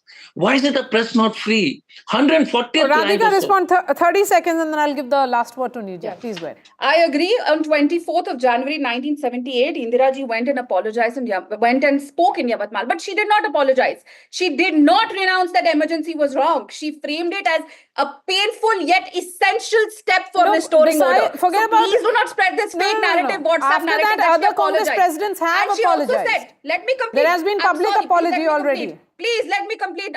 You didn't speak in between when you did not correct him. You did not correct him that he was quoting her wrong. She said this categorically, that the others are refusing to apologize and I have lost the election, so I am coming and apologizing. And she again said that it was painful yet essential. Rajiv Gandhi went on to maintain that it was essential. So how are you now saying that humne ab apologize kar diya? So fine, tomorrow someone will go and kill someone. Let's get rid of the courts. Maafi mang li, get over with it. Why is the punishment needed for anything? People were killed. People were shot at Turkman Gate. Those people whose bodies were thrown away, nobody knows where those bodies went. Okay, because let's have Nirja on the that. screen All those people who couldn't become fathers and brothers again. 50th anniversary, and there'll be constant reminder. I think the BJP has decided that even if the Congress has apologized, that's not good enough. They will continue to remind them, because in 2024 elections, the reason why they did not reach that magic number on their own was because of this entire narrative around constitution built by Rahul Gandhi of Samvidhan Khatre Mein Hai. Yes, I think the constitution has, they made it into a political symbol. And it is very interesting that it is now constitution is equal to B.R. Ambedkar, is equal to Dalit, is equal to reservations, and that has become a political symbol. And both sides are going to talk about the constitution. Maria, I say this, that is very good for the citizens of India if both the ruling party and the main opposition party promise that they are not going to misuse the constitution. But one thing we must learn from the emergency, all parties need to learn, is leaders will come and leaders will go, but it is the health of our institution, our democratic institution, that will keep democracy safe in India. And that is what we need to strengthen. All right, Neerja Chaudhary, Dr. Joy Kumar and Radhika, really appreciate your time. On that note, we are slipping into a short break. Coming up would be details of why Prada, remember the famous film Devils Wear Prada, that they used Kolhapuri chappals.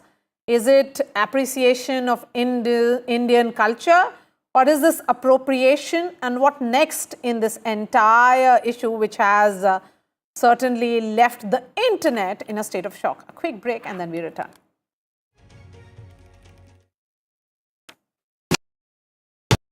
That's huge. That is a biggie. It's out. Gold Plus Clear Glass. Far ho ya near, sab kuch dikhe clear.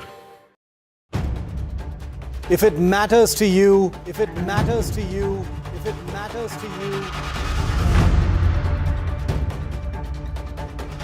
it matters to India. It matters to India.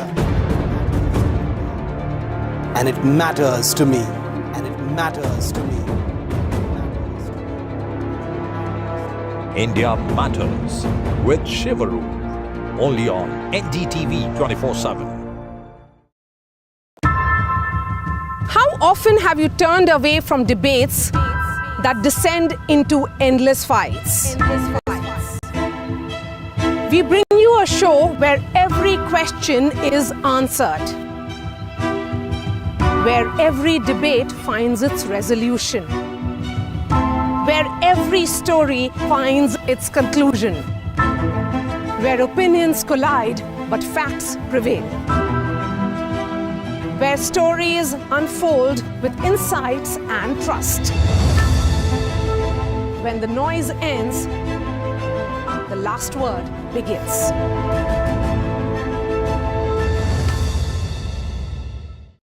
Is your business future ready?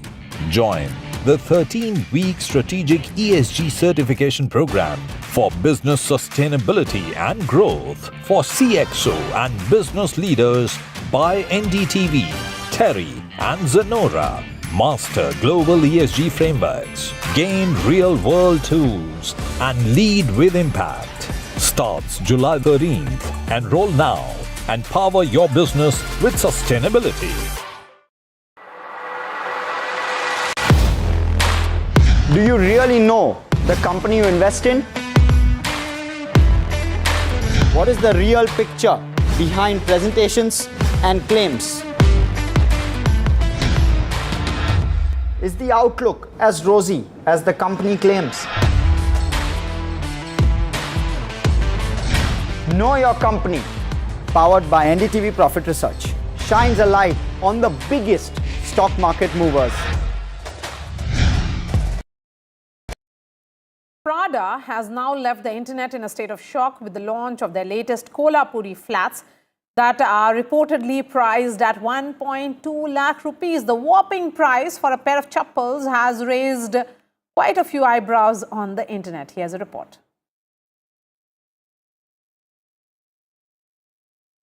Popular Indian footwear, the humble Kolhapuri, is now a high fashion item. From the dusty lanes of Kolhapur to the glitzy Milan runways. But there is a twist. The brand and the price tag. Luxury fashion house Prada has unveiled a new collection of open-toe slip-on style sandals that are commonly known as Kolhapuri chappals in the local Indian market.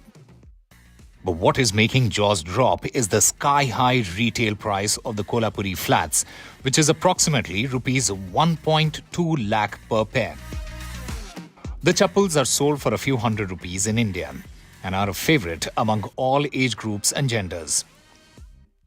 Adding further to this high fashion heist is the fact that Prada has not given any credit to the Indian craftsmen from Maharashtra's Kolhapur, who have been making these must-have slippers for ages.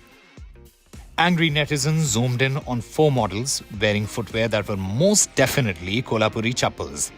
that came with a luxury price tag of rupees 1.2 lakhs or 1,000 euros. A user posted his own pair of Kolhapuris, expressing outrage over Prada not giving credit to the Indian ethnic wear. Another user called it blatant cultural appropriation by the fashion brand.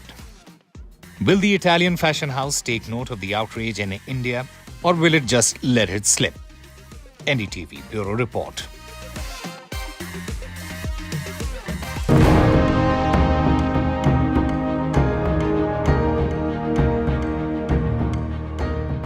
It was a countdown that made hearts race, a liftoff that made history. 140 crore Indians watched with pride as Group Captain Shubhanshu Shukla soared into space, the first Indian to reach the International Space Station. From Florida to Lucknow, tears, chants and celebrations, a moment 4 decades in the making. NDTV's team brings you the story of India's new star from launch pad to the orbit. 8, 7, 6, 5, 4, 3, 2, 1. Ignition. And a historic liftoff carrying the hopes of 140 billion Indians. Dreams of a nation. Captain Shubhanshu Shukla on way to the International Space Station.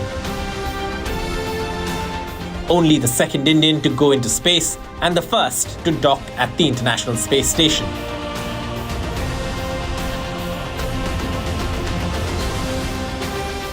His first words from the spacecraft, what a ride. Namaskar, मेरे प्यारे देशवासियों, what a ride. As the Falcon 9 rocket shot off from NASA's Kennedy Space Center in Florida, emotions soared at the Shukla household in Lucknow. Tears rolling from the eyes, prayer on lips and pride in heart. Parents witnessed their son's script history. Laddu Gopal को भी खिलाया, उसको भी Facebook पे खिलाया, बेटे को भी खिलाया। खिलाया नहीं तो ऐसे खिलाया, व्हाट्सएप पर खिलाया। व्हाट्सएप पे दही चीनी। बिल्कुल, और क्या? बच्चे को जो है दूर से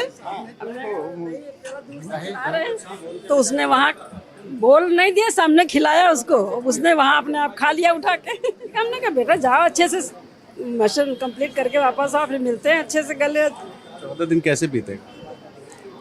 अच्छे से बीतेंगे। डर से बीतेगा? नहीं, डर नहीं, कोई डर नहीं। A nation in celebration and in awe of its new heartthrob. This moment took its start with multiple delays. It was worth every moment.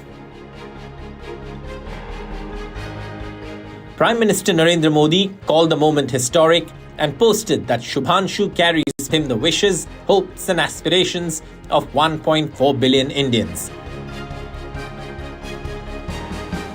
President Draupadi Murmu termed the multinational crew a symbol of Vasudev Kutumbakam. Group Captain Shukla is the second Indian astronaut travelling to space 4 decades after Wing Commander Rakesh Sharma made the cosmic journey as part of a Soviet mission in 1984. Besides Group Captain Shukla, who is the pilot for the mission, specialists Sławosz Uznański-Wisniewski of Poland and Tibor Kapu of Hungary and Commander Peggy Whitson of the United States are aboard the spacecraft. So what will the 28-hour flight to the ISS look like? The 4-member crew, which flew to the International Space Station on the Axiom 4 mission, which are sometimes called the mission Akash Ganga, will spend 28 hours in orbit, and then at about 4:30 p.m. on Thursday evening, the Crew Dragon will dock with the International Space Station. It is a complex process. It will take more than 2 hours. And once Group Captain Shukla and the 4 crew members who have flown on the Axiom 4 station, which includes an American, a Polish, and a Hungarian astronaut, will conduct about 60 scientific experiments at the International Space Station.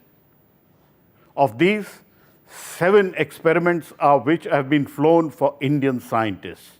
In addition, Group Captain Shukla will also do 5 human biology experiments for NASA and ISRO.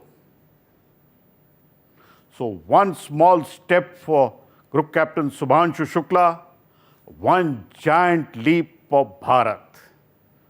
The first steps for India's Gaganyaan mission have been laid. With Vishnu Som in New Delhi, Pallav Bagla for NDTV.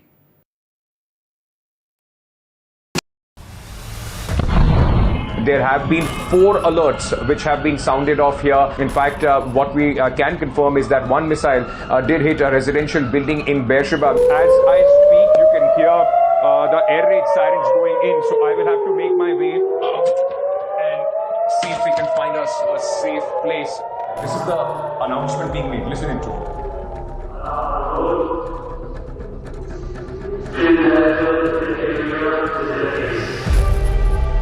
We are coming to you live from this location which was hit in Beersheba, a residential high-rise. Ruins of this building tell you the cost that this war, the 12-day war so far, has taken. I've been reporting on all issues, big and small, from Andhra Pradesh, Telangana, rest of South India, bringing you all the action, all that you need to know, all that you want to know. The energy of Maximum City is infectious. I'm bringing that energy in our news coverage from financial capital Mumbai. Covering from the southernmost part of India over the last 23 years, I bring in-depth and 360-degree coverage from the Dravidian heartland. The land of Mishti, also known for its bitter politics. I have seen much water flow under the Howrah Bridge, covering Bengal in all its vivid colors. India's IT capital is always bustling, a city full of startups, stories and surprises. And I keep you ahead on all the Bengaluru buzz.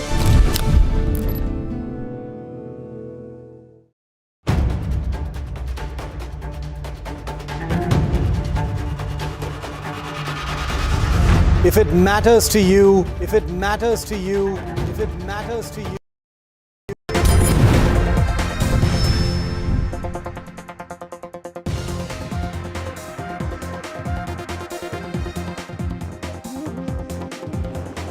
Ladies and gentlemen, a very good evening. You're watching the News Night and I'm Deepthi Sachdeva. The question that everyone is asking tonight and the question that we want to answer and put our focus on is that where is Iran's uranium? Iran has a lot of enriched uranium, but where is that uranium tonight as we speak? Remember, there is about 400 kilograms of enriched uranium. Look at the numbers carefully. 400 kilograms of enriched uranium vanishes. We don't know where. 400 kilogram, in fact, is what has been actually put out by a report by the IAEA. Now, after the US airstrikes targeted Iran's nuclear sites, there is an intel report that the now indication is that this program is only temporarily disrupted, perhaps just by a few months, but it has not been dismantled. But Donald Trump today uses a word where he says obliterated. He says we have obliterated Iran's nuclear program. Who's lying? Who's speaking the truth? And Trump has also warned Iran. Do you know what Trump says? He says, don't even think of rebuilding your nukes. Now, when you look at everything that is going on, Donald Trump, in his own Trumpian style and his own Trumpian world, will say that the intel report, that apparently is a leaked report that has come in from the Pentagon, he says that is fake news. Fake news, nothing like this. But then you also have the US's Vice President, J.D. Vance, who hints that the uranium may have survived the strikes. He says this. So I'm just helping you understand the different versions that have come in on the story and the question that where is the uranium? And now you have a bombshell, quite literally, that has come in from the IAEA. That is the nuclear watchdog. What do they say? We are putting out those quotes also on your screens because the IAEA now says we do not know where it is. So the nuclear watchdog says we do not know where Iran's missing uranium is. Donald Trump says we've obliterated it. So is Iran hiding that nuclear core? Was the strike a misfire? Has the countdown to a nuclear crisis just gotten restarted? What did the US really achieve? Is Iran closer to the bomb than ever? And you know what is the biggest question tonight? That who today is in control of the truth? Who's speaking the truth? Who's lying? Even as that story continues to develop, let's quickly get you breaking updates on this story and where is this missing uranium. The first big update is the reaction that we've heard from Donald Trump a little while earlier. He, remember, is participating in the NATO summit, and he's been repeatedly asked that question, where are the missing Iranian nukes? Listen into what he said. As you know, last weekend, the United States successfully carried out a massive precision strike on Iran's nuclear enrichment facilities, and it was very successful. It was called obliteration. Not only have we dealt decisively with the critical threat of Iran's nuclear program, but we've also reasserted the credibility of American deterrence, which is like no other.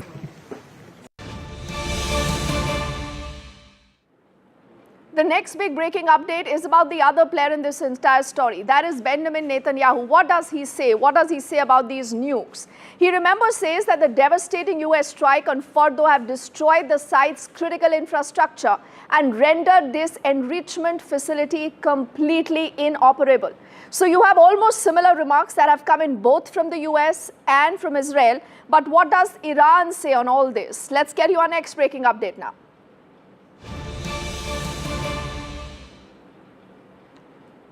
And this is about what the Iranian parliament earlier has done. These are images of a little while earlier today. You see most of their MPs there, and this is a moment when they were passing a resolution to suspend the ties with the IAEA.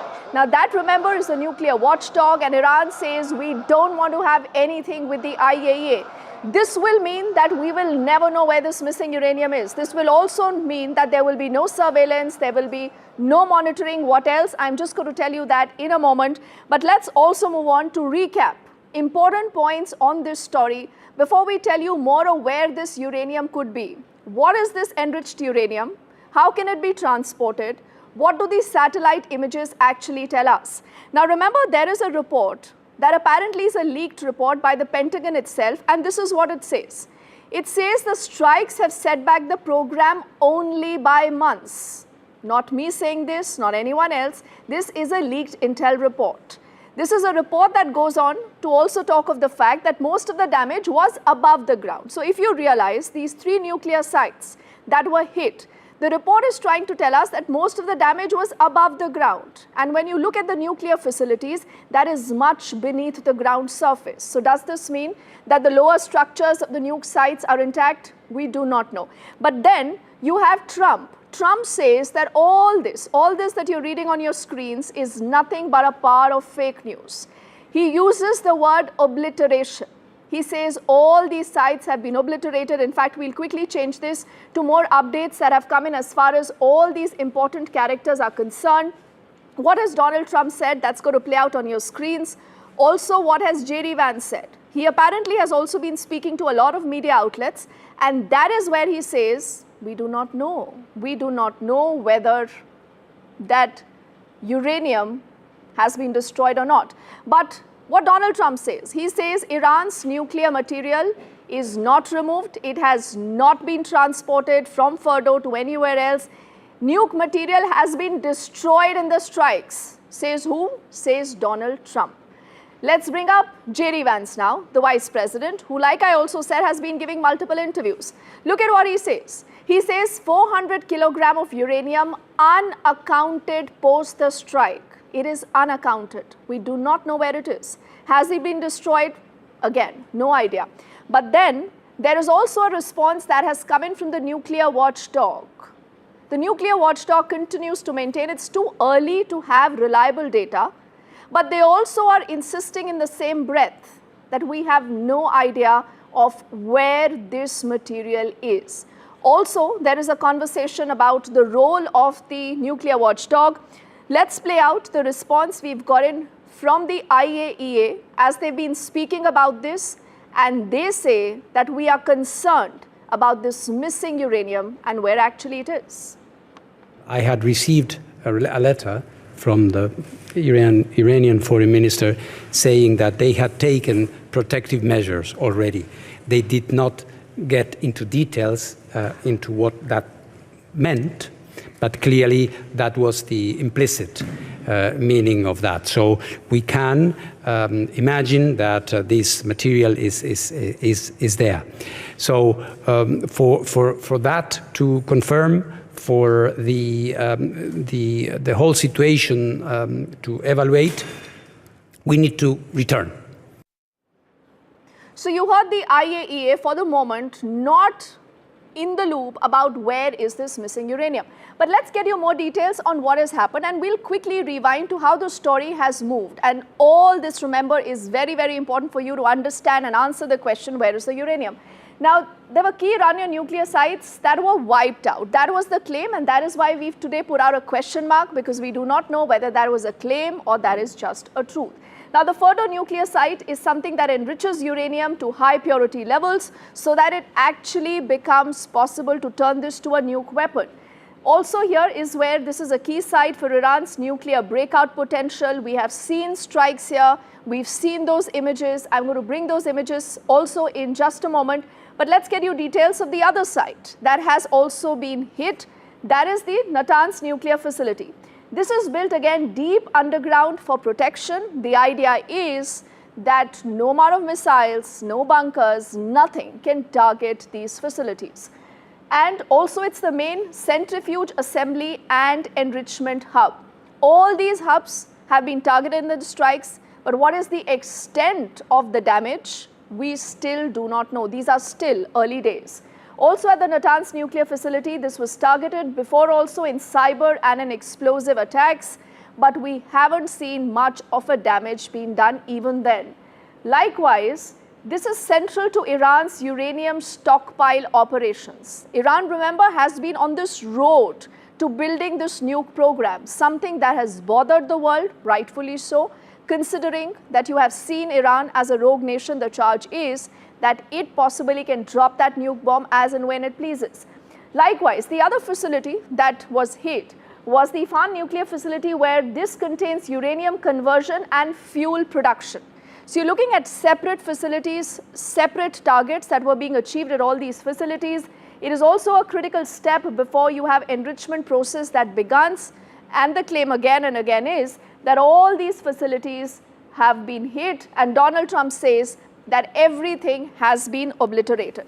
But I also now want to zoom in and we want to look at Fordo. What happened at that nuclear site? What happened at that particular place? Now these are, remember, satellite images that have come in from Maxa. This is before and this is after. So we'll go into the before section here. If you look at this very clearly, you don't see any kind of damage. It is a top aerial view of the facility. You can't see it above the ground because clearly it is deep inside. But then when you move and you look at the after images, you see at least 6 holes. You will see 3 on the top, 3 on the bottom, and this is an indication of the kind of damage possibly that it might have sustained. So this is the only proof that tells us that this is a facility that was struck. Then there is another image of the trucks.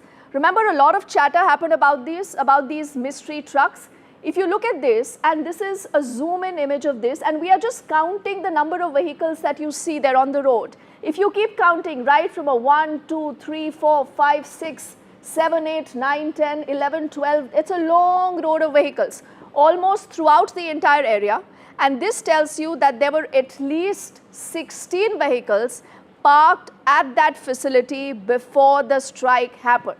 And that is why, when you connect the dots, the question being asked is, that was the US fooled by Iran? Were they able to pick up and move most of their uranium before US even struck? US says absolutely not. They say every bit of their facility has been obliterated, is the big claim that Donald Trump has made. He's linked this to the strikes in Hiroshima also. That is the scale to which Donald Trump has really spoken about this. But what is the mystery of these 16 vehicles? Is it possible to transport uranium like this from one place to the other, and where exactly could that uranium be? I think these are all important questions, and to answer these questions, to understand this issue, I also want to get in 2 of our guests who are joining us, and let me introduce Shukriya Brothers, who's a foreign policy and security expert at the Middle East. Shukriya, thank you so much for your time here on NDTV. And also Avner Cohen, who's a professor of non-proliferation and terrorism studies. Avner, thank you also for your time as you join us on NDTV. Avner, my first question is to you. Where is this missing enriched uranium? About 400 kilograms. When you see the entire story, you see these images, Avner. What is your assessment? I think the straight and the honest answer is we do not know. And I believe that this is the case, not just with us, people who are dealing, researchers from the public domain, but most likely also people from the intelligence community, including the Israel and the United States. Essentially, what they have is, detailed satellites, perhaps with excellent resolution and geological understanding of what will happen to the soil, to the ground, and the like. So there could be speculation. The real question is, to what extent the assembly hall has collapsed there or it's survived. It's very, very deep. And I think the answer is we do not know. We see the penetrations and we do not know. We also do not know, at least us in the public domain, how much material, not just the fission material, but also the centrifuge themselves, the machine, were taken out before the bombing. One would expect that would be 24 hours surveillance from the sky by satellites. I'm surprised that Israel did not bomb those 16 at least trucks sitting there waiting for their line to carry out some stuff. I think it's not even clear. We do know, or there is a strong speculation that the Iranian filled the entrance to the Fordo with a great deal of dirt and sand and the like. Those kind of bombs create a lot of poisonous gases. So it's not even clear whether human beings, Iranians, were able to get in, to remove those blocks and to get in and to know what's the situation outside. So it may be the case even that the Iranians do not fully know what happened to their own facilities. Okay, I think these are very, very critical points, Avner, that you have raised, and clearly, like you said, the answer is we do not know. We do not know anything yet about that missing uranium. Just allow me a moment, Avner, as we'll expand the story and we'll look at where possibly could be Iran's uranium. Now, again, these are details that we've been able to gather, keeping in mind the history, the topography, and what we've heard from sources. I'm looking at three options. Where possibly could Iran's uranium be? Remember, the first option that you see on your screens is Pickaxe Mountain. What is special about this? Why could the uranium have been shifted here? The answer is that these are fortified tunnels. It has zero international oversight. There is no one to monitor this, and these are tunnels that you actually cannot even get access to, which makes it an ideal place to park your uranium. The other place is the IRGC bunkers. This is in central Iran. Remember, Iran is huge. The vastness is huge, and it has a lot of uranium even otherwise. This could be a stockpile split across the sites. It is harder to strike. Again, this is very well fortified, and it is impossible to trace because such are these bunkers that it is very difficult for anyone to penetrate.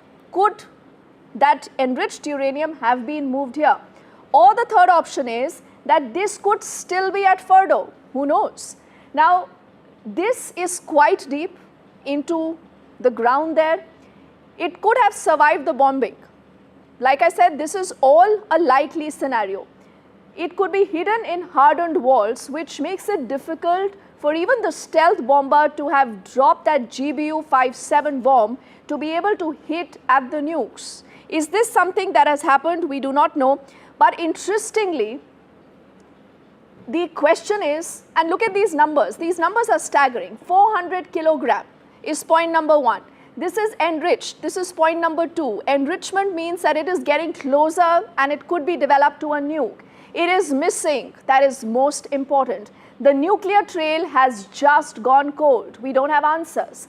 But interestingly today, you had an image that played out in the Iranian parliament. And we'll bring up those graphics for us now to talk about. This is the fallout that possibly could have happened between the IAEA and Iran. Now, Iran has said we have nothing to do with the IAEA anymore. We are walking out. Whether they'll walk out of the NPT, no one knows. But we'll get those graphics on our screens. And before we do that, we can go back to both Anwar and to Shukriya. And I'll go to Anwar first for another quick comment. Anwar, we are looking at 3 possible places where this uranium could have, been parked right now. But is it so easy for the uranium and the one that is enriched to be transported from place A to B in those vehicles, in those trucks that we have seen?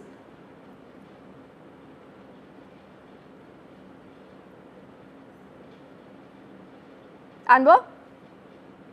Yeah, who the question is towards? Yes, Anwar, that question is for you. Okay, so all those possibilities exist unless there was, as I mentioned before, unless there was a 24-hour surveillance of those trucks, which technically it's possible, where they went to and who took care of them.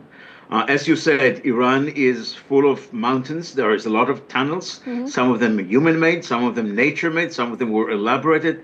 The answer is, and as you pointed out correctly, the future relationship between Iran and the IAEA is unclear. There is actually a proposal on the table at the Iranian parliament to leave the NPT and to end relationship with the IAEA. So they have not really reported. I think that Grossi said that on the June 13, he was told they're likely to be taken elsewhere. This was it. So it's a great mystery. Okay, you think it's a great mystery. Let me also get in Shukriya exactly on this point, and we'll have also on the screens now. Shukriya, it's an important but, such a curious story. It's a concerning story. How do you see all these developments and the kind of remarks that have come in? It's a really tough answer for this question because, as you said, each side have a different answer. The reason Trump says that they destroy nuclear program because that's the Trump's goal to have this achievement and bring it as the way he bring it during the NATO summit.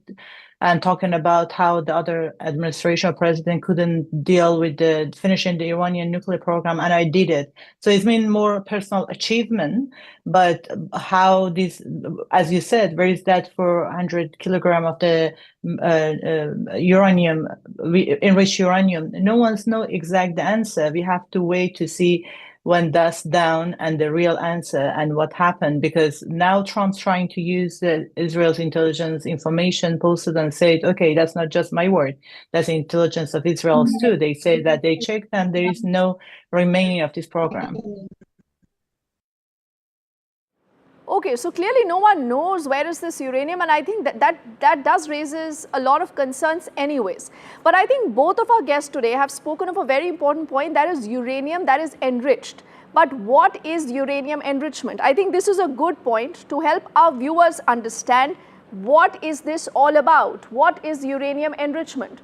Remember, there are varieties of uranium. There are 3 varieties or isotopes of the natural uranium. What are these? This is U-234, that is uranium-234, uranium-235 and uranium-238. Then we'll bring up our next slide as the story will move about uranium enrichment. U-235 is the most suitable for nuclear uses. If you want to make a weapon, you clearly need uranium-235. Natural uranium, remember, contains only 0.7% of uranium-235. And that is why it is important you go in for enrichment. Uranium-235 concentration is increased exactly by enrichment, and this is the only way it can become capable. The higher the enrichment, you see a more powerful nuke being constructed accordingly. Now, U-235 concentration is enriched below 20%. And the uranium, remember, that you're talking about from Iran, that has gone missing, about 400 kilograms. Estimates say that this was about 60% enriched. And as you continue to see these details on your screens, it is also used as a fuel in the nuclear reactors. The Fordo site, again, was a site for nuclear enrichment. This is where that isotope was actually converted further for enrichment for a nuclear weapon. And U-235 concentration is enriched over 20%. And these are again important details to help you understand that how do you have the uranium isotopes that are used to make nuclear weapons. Likewise, the natural uranium, that is U-238, is fed into the facility, and this is where the enrichment begins, and we'll quickly get in more details. Again, this is U-235 extracted and the proportion is increased, and that is exactly how you develop uranium that is enriched to modify into a nuclear weapon. But when you talk of Iran and you talk of the nuke programs, this is not the first time. Iran has a long history of these nuclear weapons. We'll bring up that timeline before I go back to our guests for their quick comments here. We go back to 2018. These are developments that have been captured since that year, where pre-2019 they adhered to the nuclear deal limits. They enriched uranium at a 3.67%. Remember, there are guidelines. You need to be signatories to treaties. Then in 2019, they incrementally violate the nuclear deal restrictions and they continue that uranium enrichment. And this was the first sign that helped you understand that something is going awry. Likewise, in 2020, they began growing a stockpile in their production of 4.5% enriched uranium. So from a 3.67, they go to a 4.5. They obviously are increasing the scale of that enrichment. Then in 2021 is where the nuclear watchdog monitoring gets weakened. They enriched uranium now to a 20% and a 60%. That is how far Iran really went, and you had world capitals raising concern. Likewise, in 2022, they began growing a 60% enriched uranium stockpile, and they announced this to the world that we are doing this. You had very sharp reactions that came in from the US, from Israel in particular. And in 2023, this is an important year for you to remember, the nuclear watchdog that finds traces of 83.7% uranium enrichment. So look at this, the higher the enrichment, the closer you're getting to developing a nuke. So they reached a point of 83.7%. Iran claimed have not enriched uranium over 60% is what Iran was saying, but the nuclear watchdog, upon its inspections, upon its tests, believed that this had crossed the 83% mark. Then in 2024, the stockpile of 60% enrichment happened and the capacity also began to grow substantially, raising a lot of concerns. In 2025, again, you had the IAEA, that's the nuclear watchdog, putting out a report, and look at what they say. Because this was used as a huge trigger by Israel, particularly, IAEA said enough material for at least 10 nuclear bombs. The nuclear watchdog claims that Iran had enough material for at least 10 nuclear bombs, and if it is further enriched to a 90%, that could be very, very critical. And this is where things changed. I want to go back to both Anwar and to Shukriya. Anwar, to you first. You know, we have been looking at this entire nuclear timeline of Iran. What should the world today be doing? Is this really the end of the war, or this is just the beginning of a lot more problems that have become even more closer? Because no one can now know and track where this missing uranium is. Well, it's definitely not simply the end of the war, period. There are a lot of issues outstanding and pending and waiting for some kind of resolution, either by agreement or possibly even by some further hostile and kinetic action.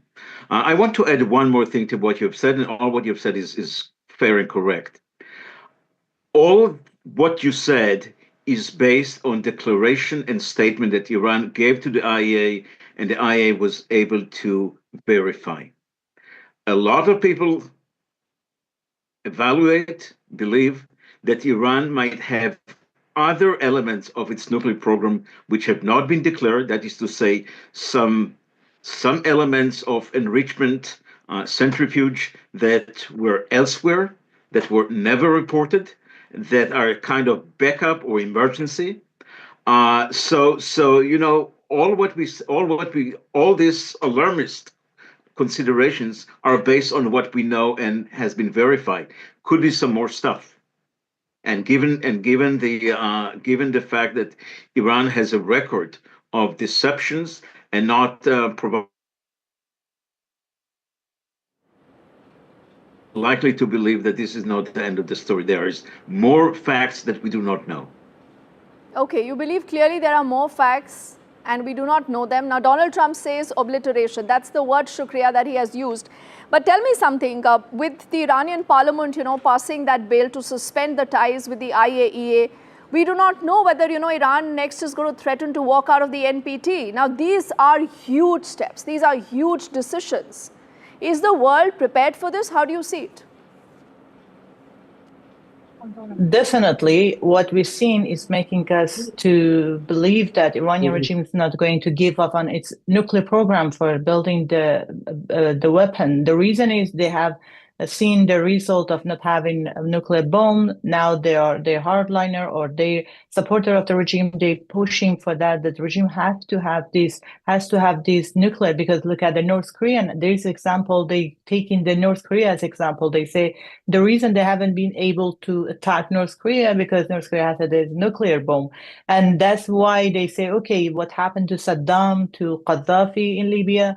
The reason is because they didn't have the bomb. So for sure, from now, we will see Iranian regime pushing for building that nuclear, but how they can do it based on what Israel have access to all the intelligence information inside the country, it wouldn't be easy, because we know when Israel started striking on Iran, they had information that Iranian are trying to build the nuclear bomb.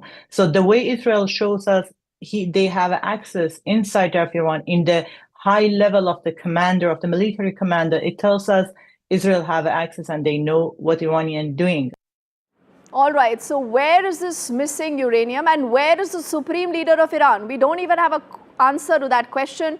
But Anwar and Shukriya, I'm thanking both of you for joining us as we also wrap things in this edition of the News Night, but with the promise that NDTV will continue to keep you on top of the story. Thank you for watching. Good night.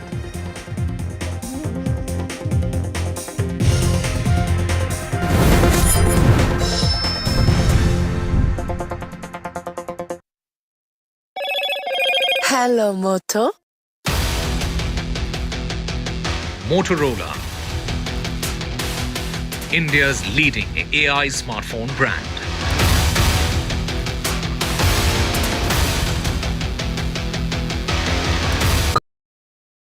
तू ही तो है जिसकी सच्चाई वाली clarity की वजह से मैं आज यहाँ हूँ। गोल्ड प्लस सिल्वॉक्सी मिरर्स, ऐसी क्लैरिटी कि आपको सिर्फ सच नजर आए, चाहे कितने भी साल बीत जाएं।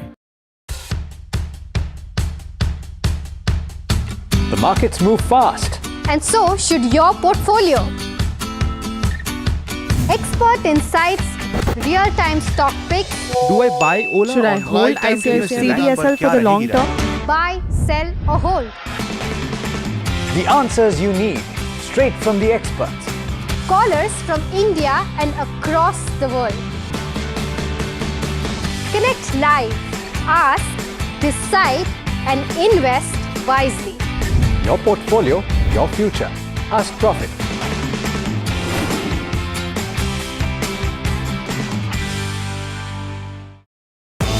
सज गया है मंच, शिरकत करेंगे जाने माने कलाकार। एनडीटीवी का क्रिएटर्स मंच है आपके लिए तैयार। शामिल होंगे लेजेंडरी राइटर जावेद अख्तर, अपनी कविताओं से युवाओं के दिलों पर राज करने वाले कवि कुमार विश्वास, समय से परे की फिल्म बनाने वाले डायरेक्टर इम्तियाज अली और best selling writer Chetan Bhagat. यहाँ फन और एंटरटेनमेंट मिलेगा साहित्य से, नई रचनाएं, नई सोच, नया मंच। एनडीटीवी लाया है आपके लिए क्रिएटर्स मंच। आप भी जुड़ें एनडीटीवी नेटवर्क पर। 50 years of the emergency. भाइयों और बहनों, राष्ट्रपति जी ने आपातकाल की घोषणा की है। India's darkest hour, June 25th, 1975. Lest we forget. The emergency. NDTV rewinds when democracy was suspended. लोकतंत्र का गला घोट दिया गया था। भारत के संविधान निर्माताओं की तपस्या को मिट्टी में मिलाने की कोशिश की गई थी। Indira Gandhi's assault on freedom. An NDTV special, Wednesday, June 25th.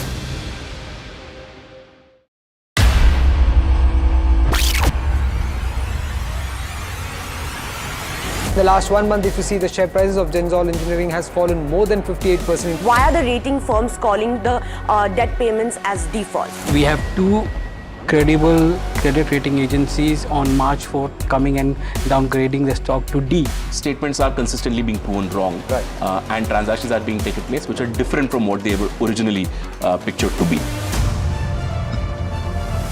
The company claimed it would roll out 6,400 electric vehicles. But what it has rolled out is a shocking scam. Funds meant for the project were funneled allegedly back to the promoters, the Junkie brothers. What did the money buy? Not EVs, of course, but a lavish flat in Gurgaon's luxurious DLF Carmelias.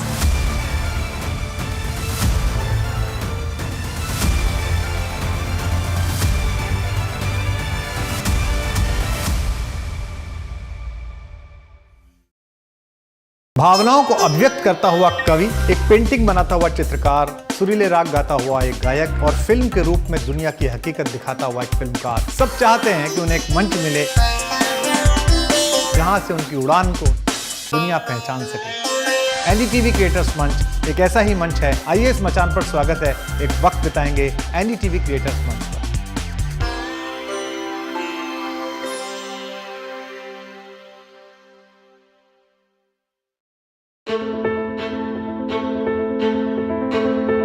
News is not just headlines, it is what impacts you. And news should never be mistaken for noise. What matters is the reality. Accurate, in-depth, and with the right perspective. For over 20 years, I have been a journalist, and never has clarity mattered more than now. At Newsnight, we go beyond the surface. We dissect the details, challenge the narratives, and bring you the unparalleled clarity you deserve in a world clouded by misinformation. We are bold, we are direct. Newsnight, for the news in your interest. Only on NDTV 24/7.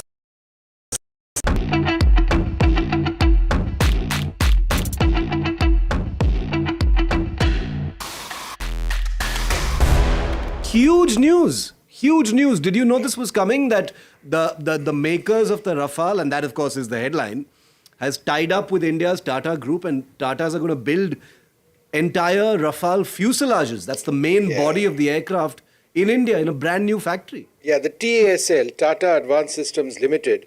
And what are they going to be doing?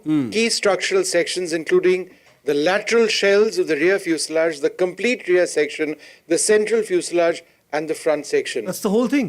It's the in terms of the structure, apart from the wings, that's a very large component of the aircraft. That's huge. Yeah. And we're going to talk about why it is. Tata, which we'll get into a little deeper, does an incredible amount of work that people don't know about. Yeah. You know, they build stuff for the Apache, I think the entire fuselage of the Apache. They do a lot of work for the C-130J. Yeah. They do work for the F-16 wings, the Chinook tail section, etc. But this is the first fuselage of a combat fighter aircraft.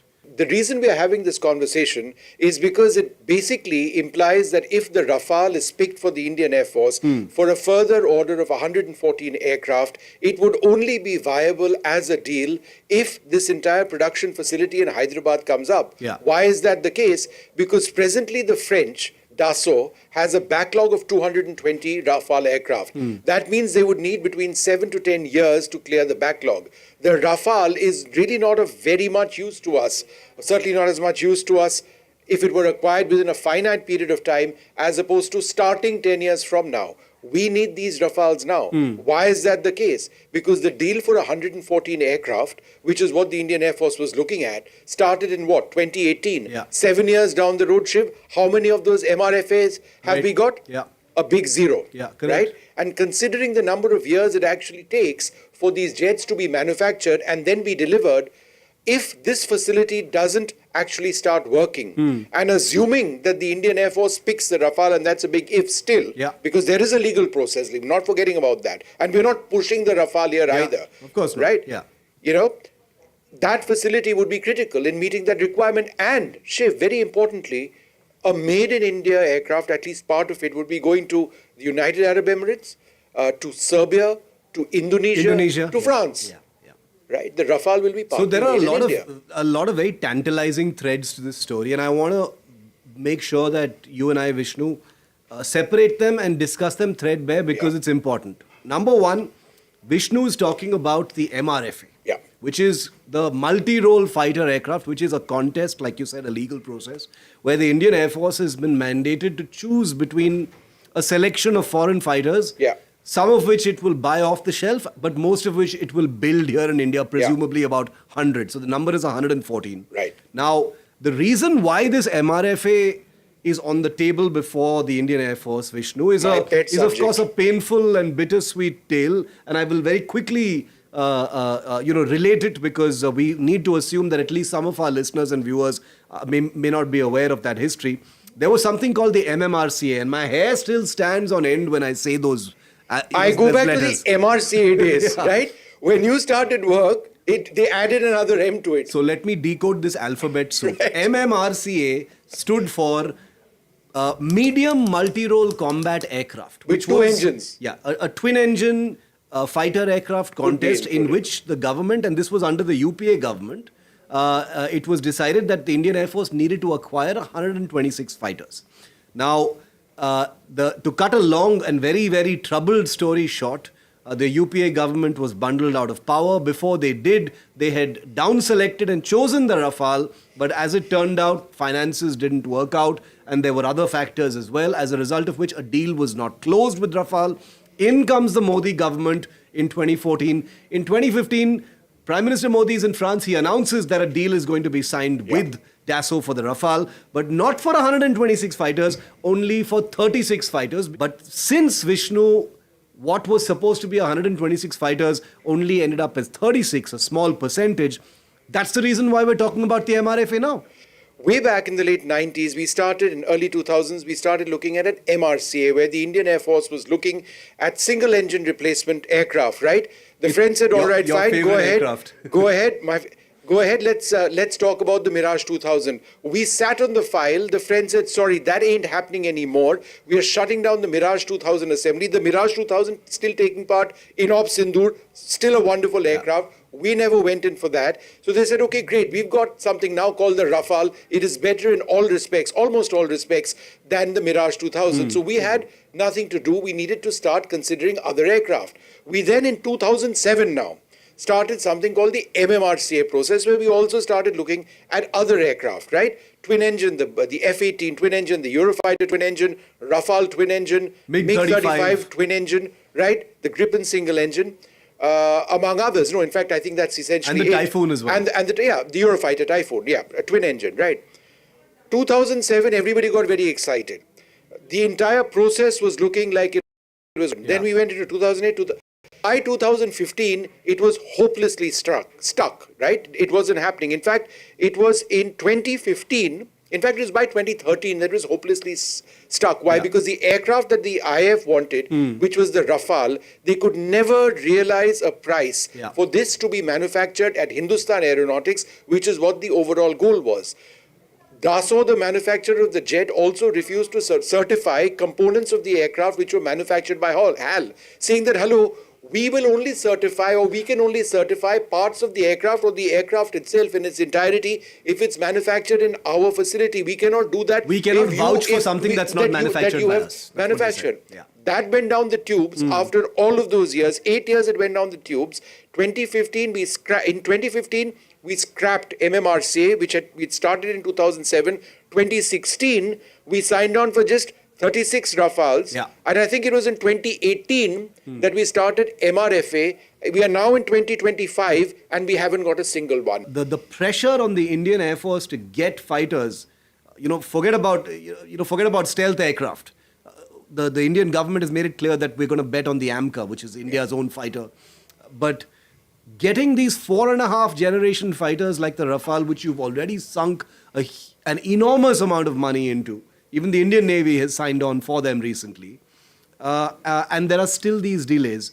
But with this announcement, Vishnu, and that's my next question now, I'm wondering whether this means that things are much clearer as far as the MRFA, or we still can't jump the gun on that? I know as far as Indian procurement is concerned, nothing is over until it's over, right? Nothing is over until it's over, especially when the Rafale is theoretically competing against American fighters like the F-15 Eagle II.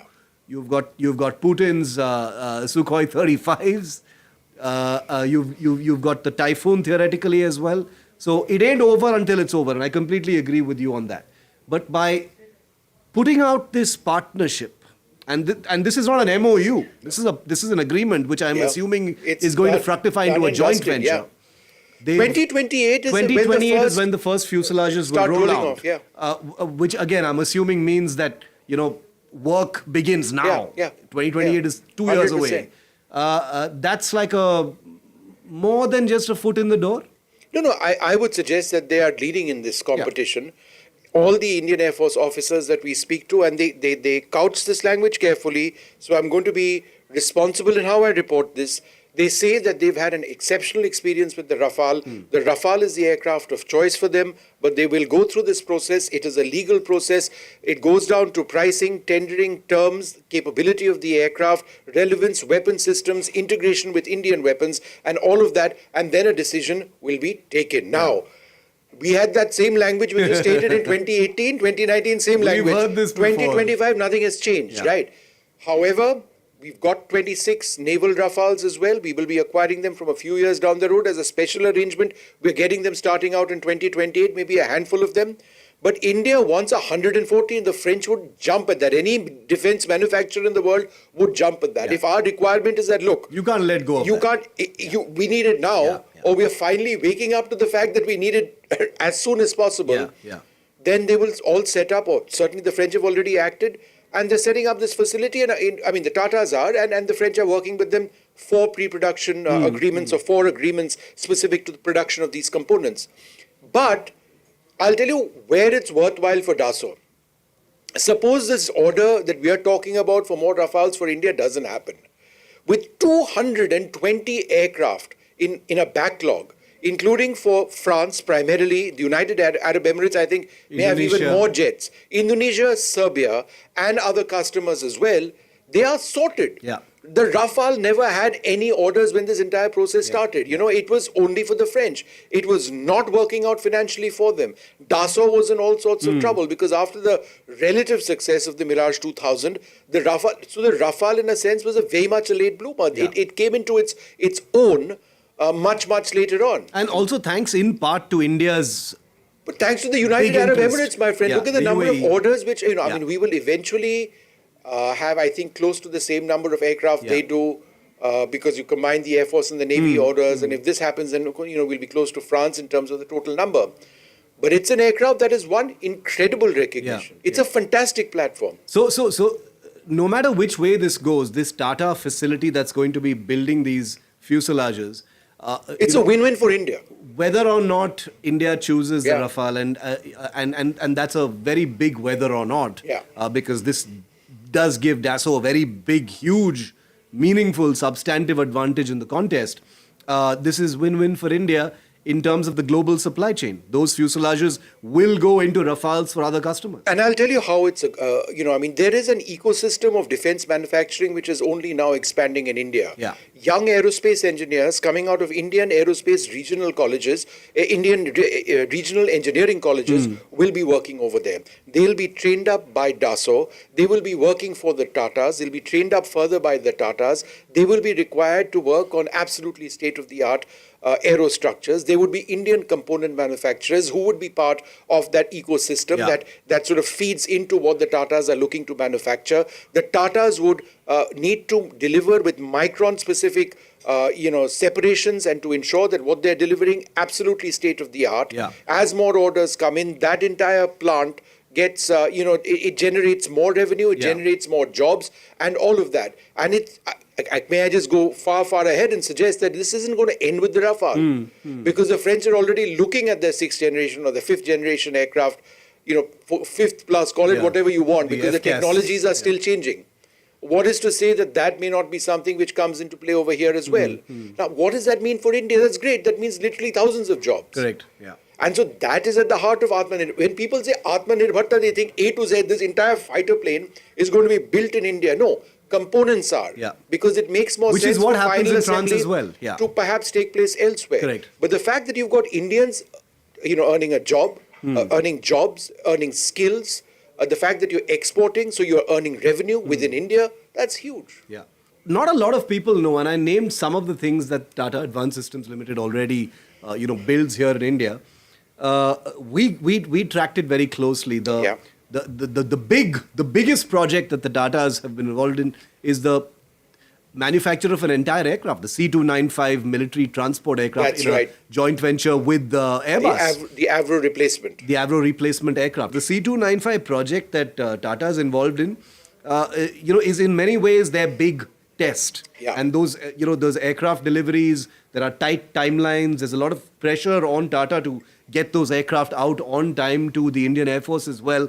But it also shows that companies like Tata, and there are many others in this ecosystem, have been quietly doing much, much more complicated work right here in India.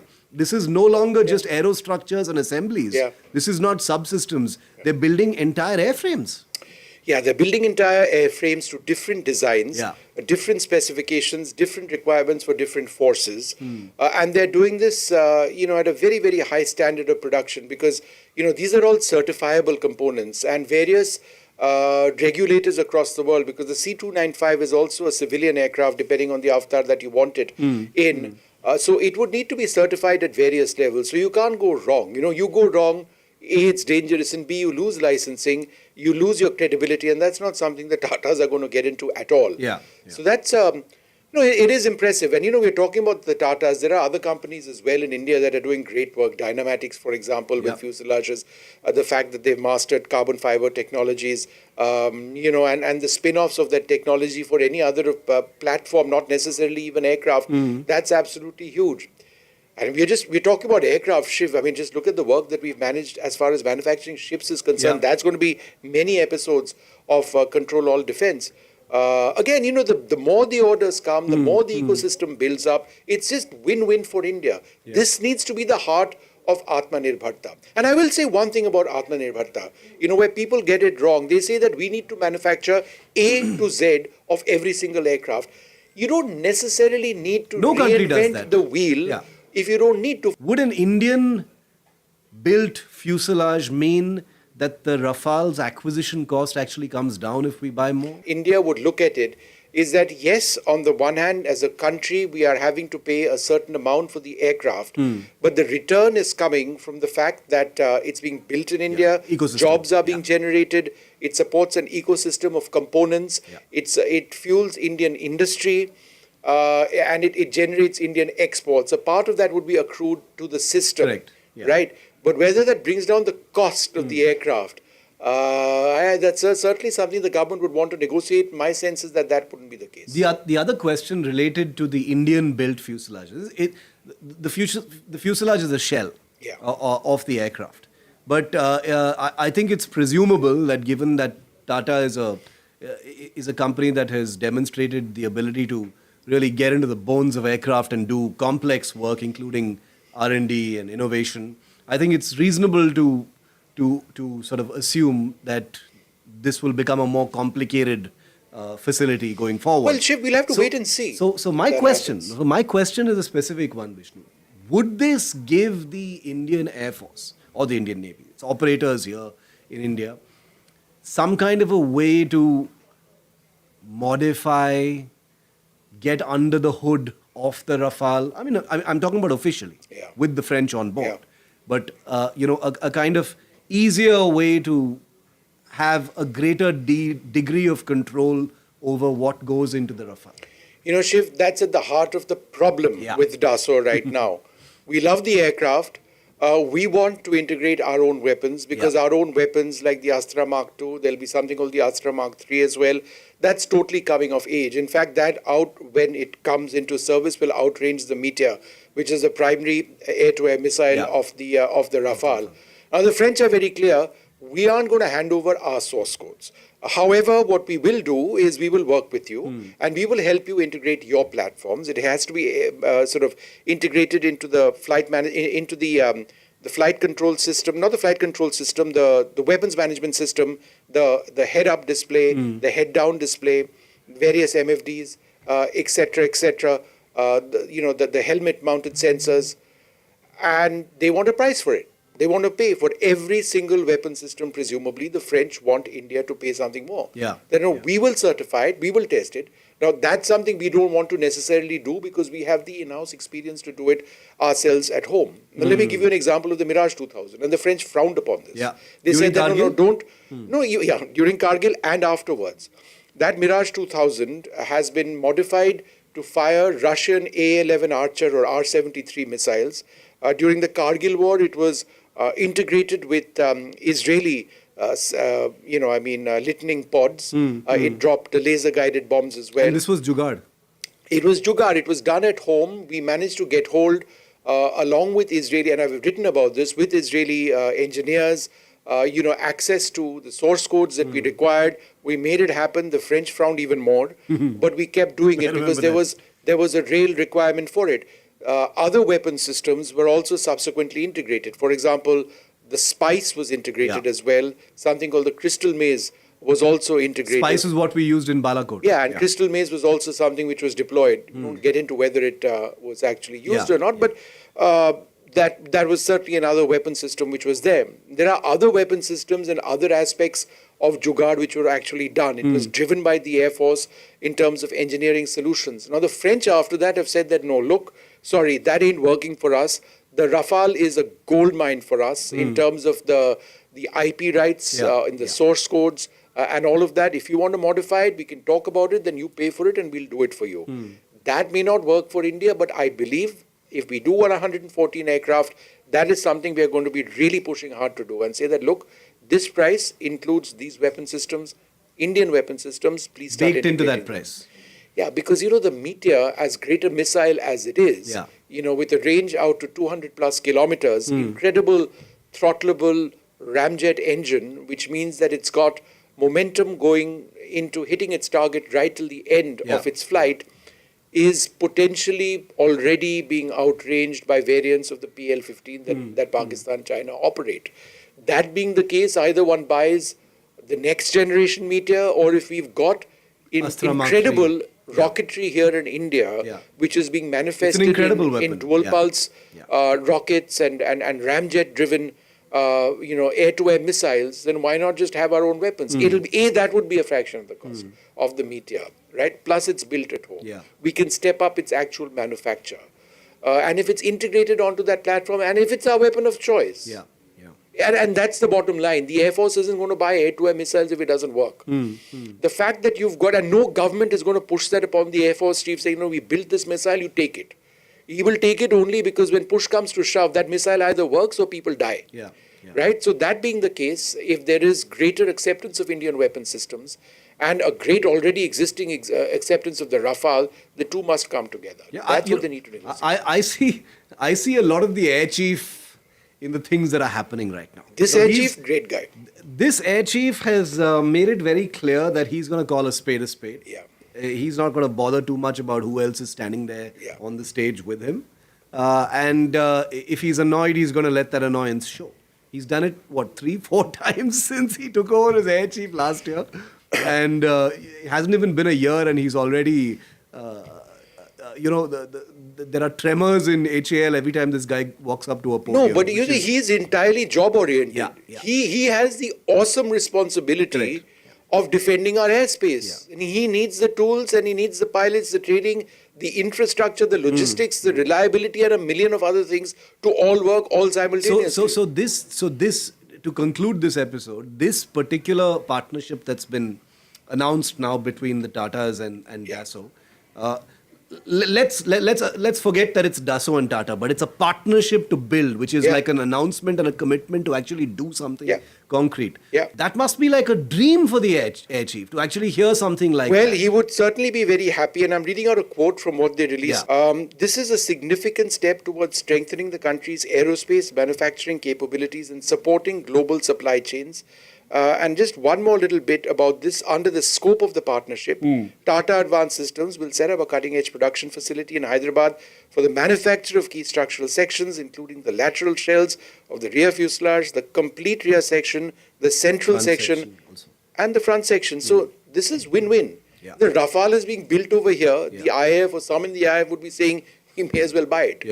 So, but the others are going to come hard. And the government of India is saying, sorry, we have signed up on a process. You have agreed upon a process. We believe we can outprice the French. We believe we've got a product which is as good. Or offer something. And we believe we need to be assessed fairly. The government of India and the Air Force have to go through that process. Now, the question is, how soon can they do that? But thanks so much for listening, guys. This was a fun episode. Lots of good things to talk about. Look forward to seeing you on the next one. Goodbye.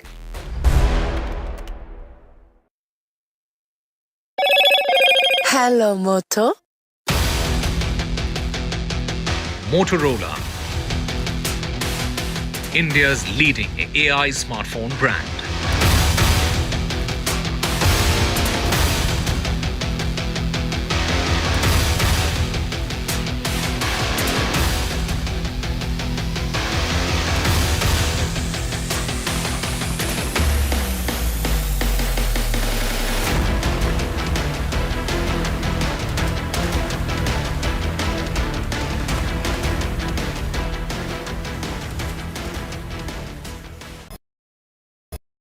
Gold plus optimistic reflective glass लगाओ, धूप की गर्मी को दूर भगाओ और बिजली का बिल भी बचाओ।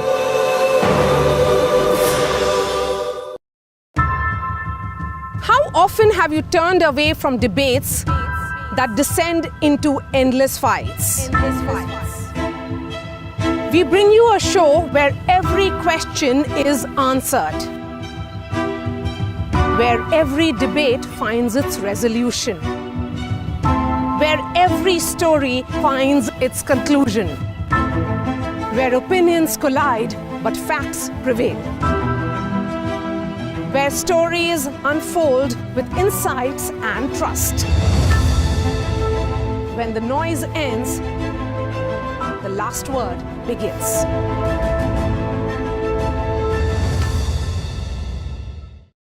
Is your business future ready? Join the 13-week strategic ESG certification program for business sustainability and growth for CXO and business leaders by NDTV, Terry and Zenora. Master global ESG frameworks, gain real-world tools and lead with impact. Starts July 13th. Enroll now and power your business with sustainability. Do you really know the company you invest in? What is the real picture behind presentations and claims? Is the outlook as rosy as the company claims? Know Your Company, powered by NDTV Profit Research, shines a light on the biggest stock market movers.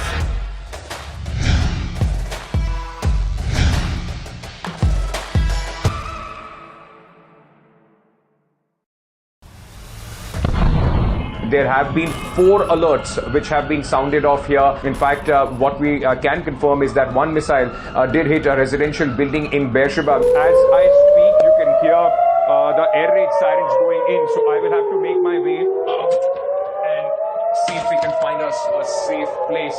This is the announcement being made. Listen into it.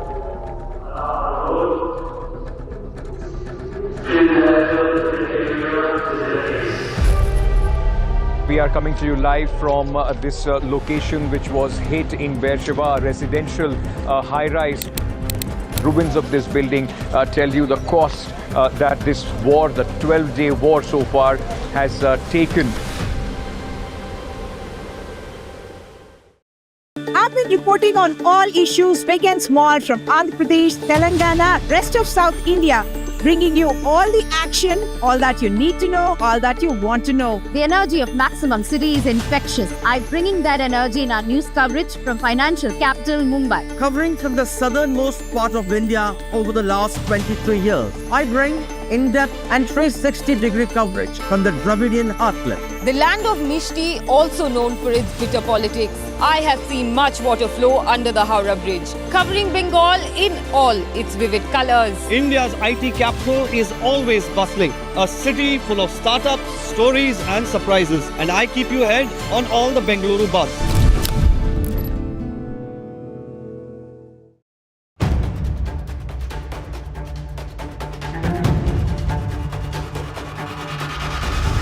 If it matters to you, if it matters to you, if it matters to you,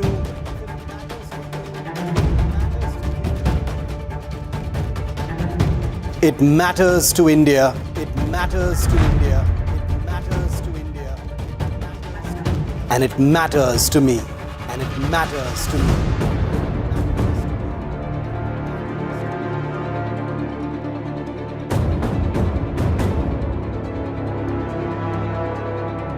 India Matters with Shiv Aroor, only on NDTV 24/7. In today's interconnected world, India's voice is more crucial than ever. When India speaks, the world listens. At NDTV World, we are that voice, bringing you intelligent.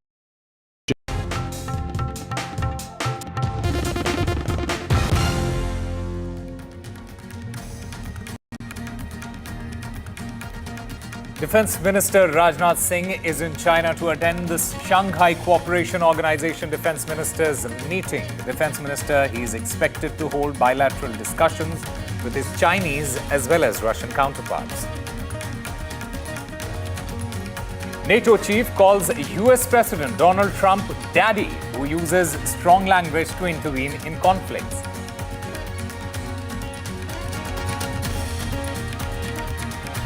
Axiom 4's spacecraft Grace heads to International Space Station. India's Shubhanshu Shukla pilots the spacecraft. Grace is set to dock at the International Space Station at 4:30 p.m. Indian Standard Time. Congress Chief Mallikarjun Kharge hits out at party MP Shashi Tharoor for his recent remarks praising Prime Minister Narendra Modi, saying that for some people, Modi comes first. Shashi Tharoor says he doesn't need permission to fly.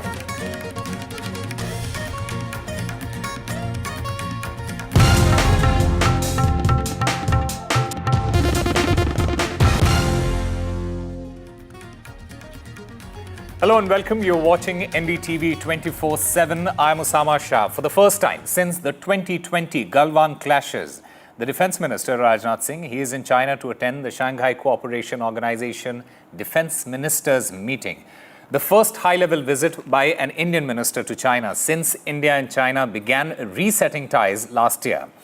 The Defense Minister, he is expected to hold bilateral discussions with his Chinese and Russian counterparts with a focus on regional and global security issues, including the ongoing situation in West Asia. This visit comes at a crucial time amid New Delhi's renewed diplomatic push against Pakistan-backed cross-border terrorism.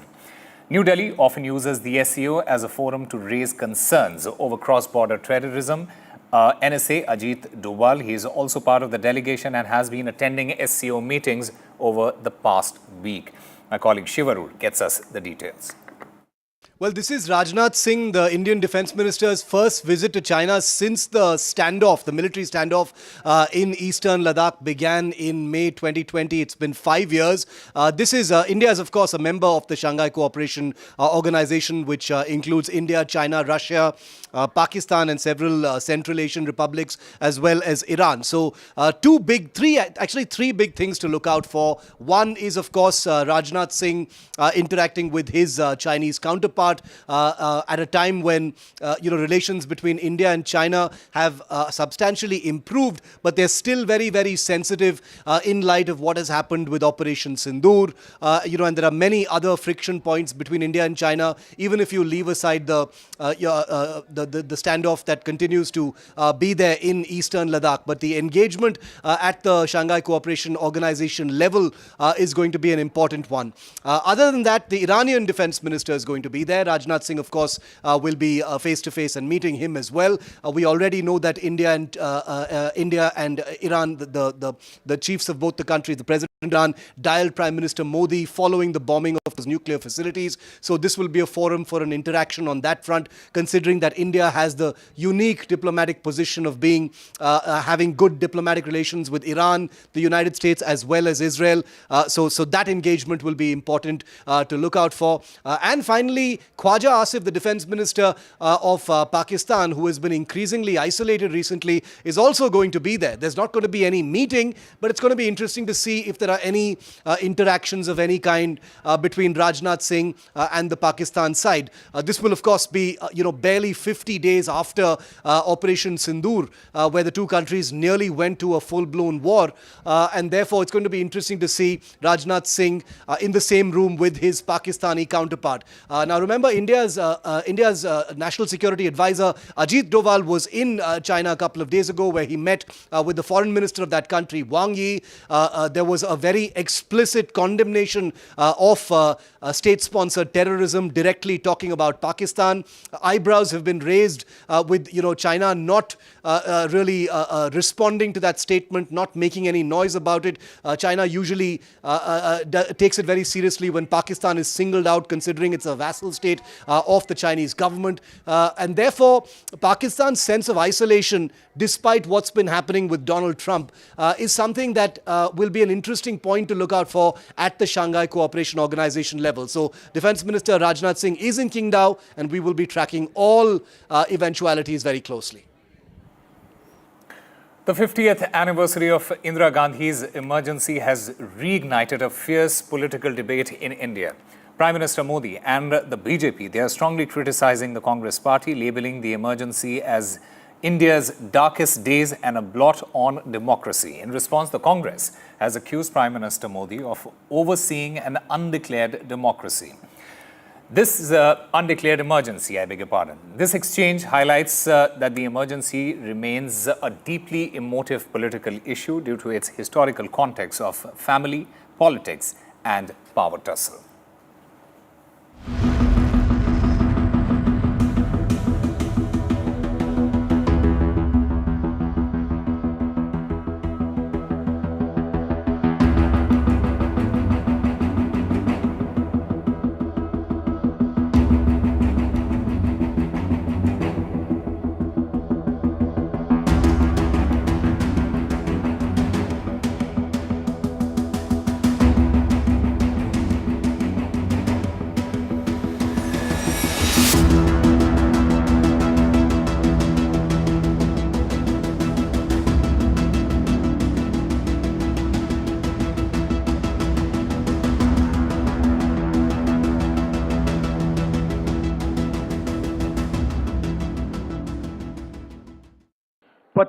तारीख को आपातकाल लगाया गया।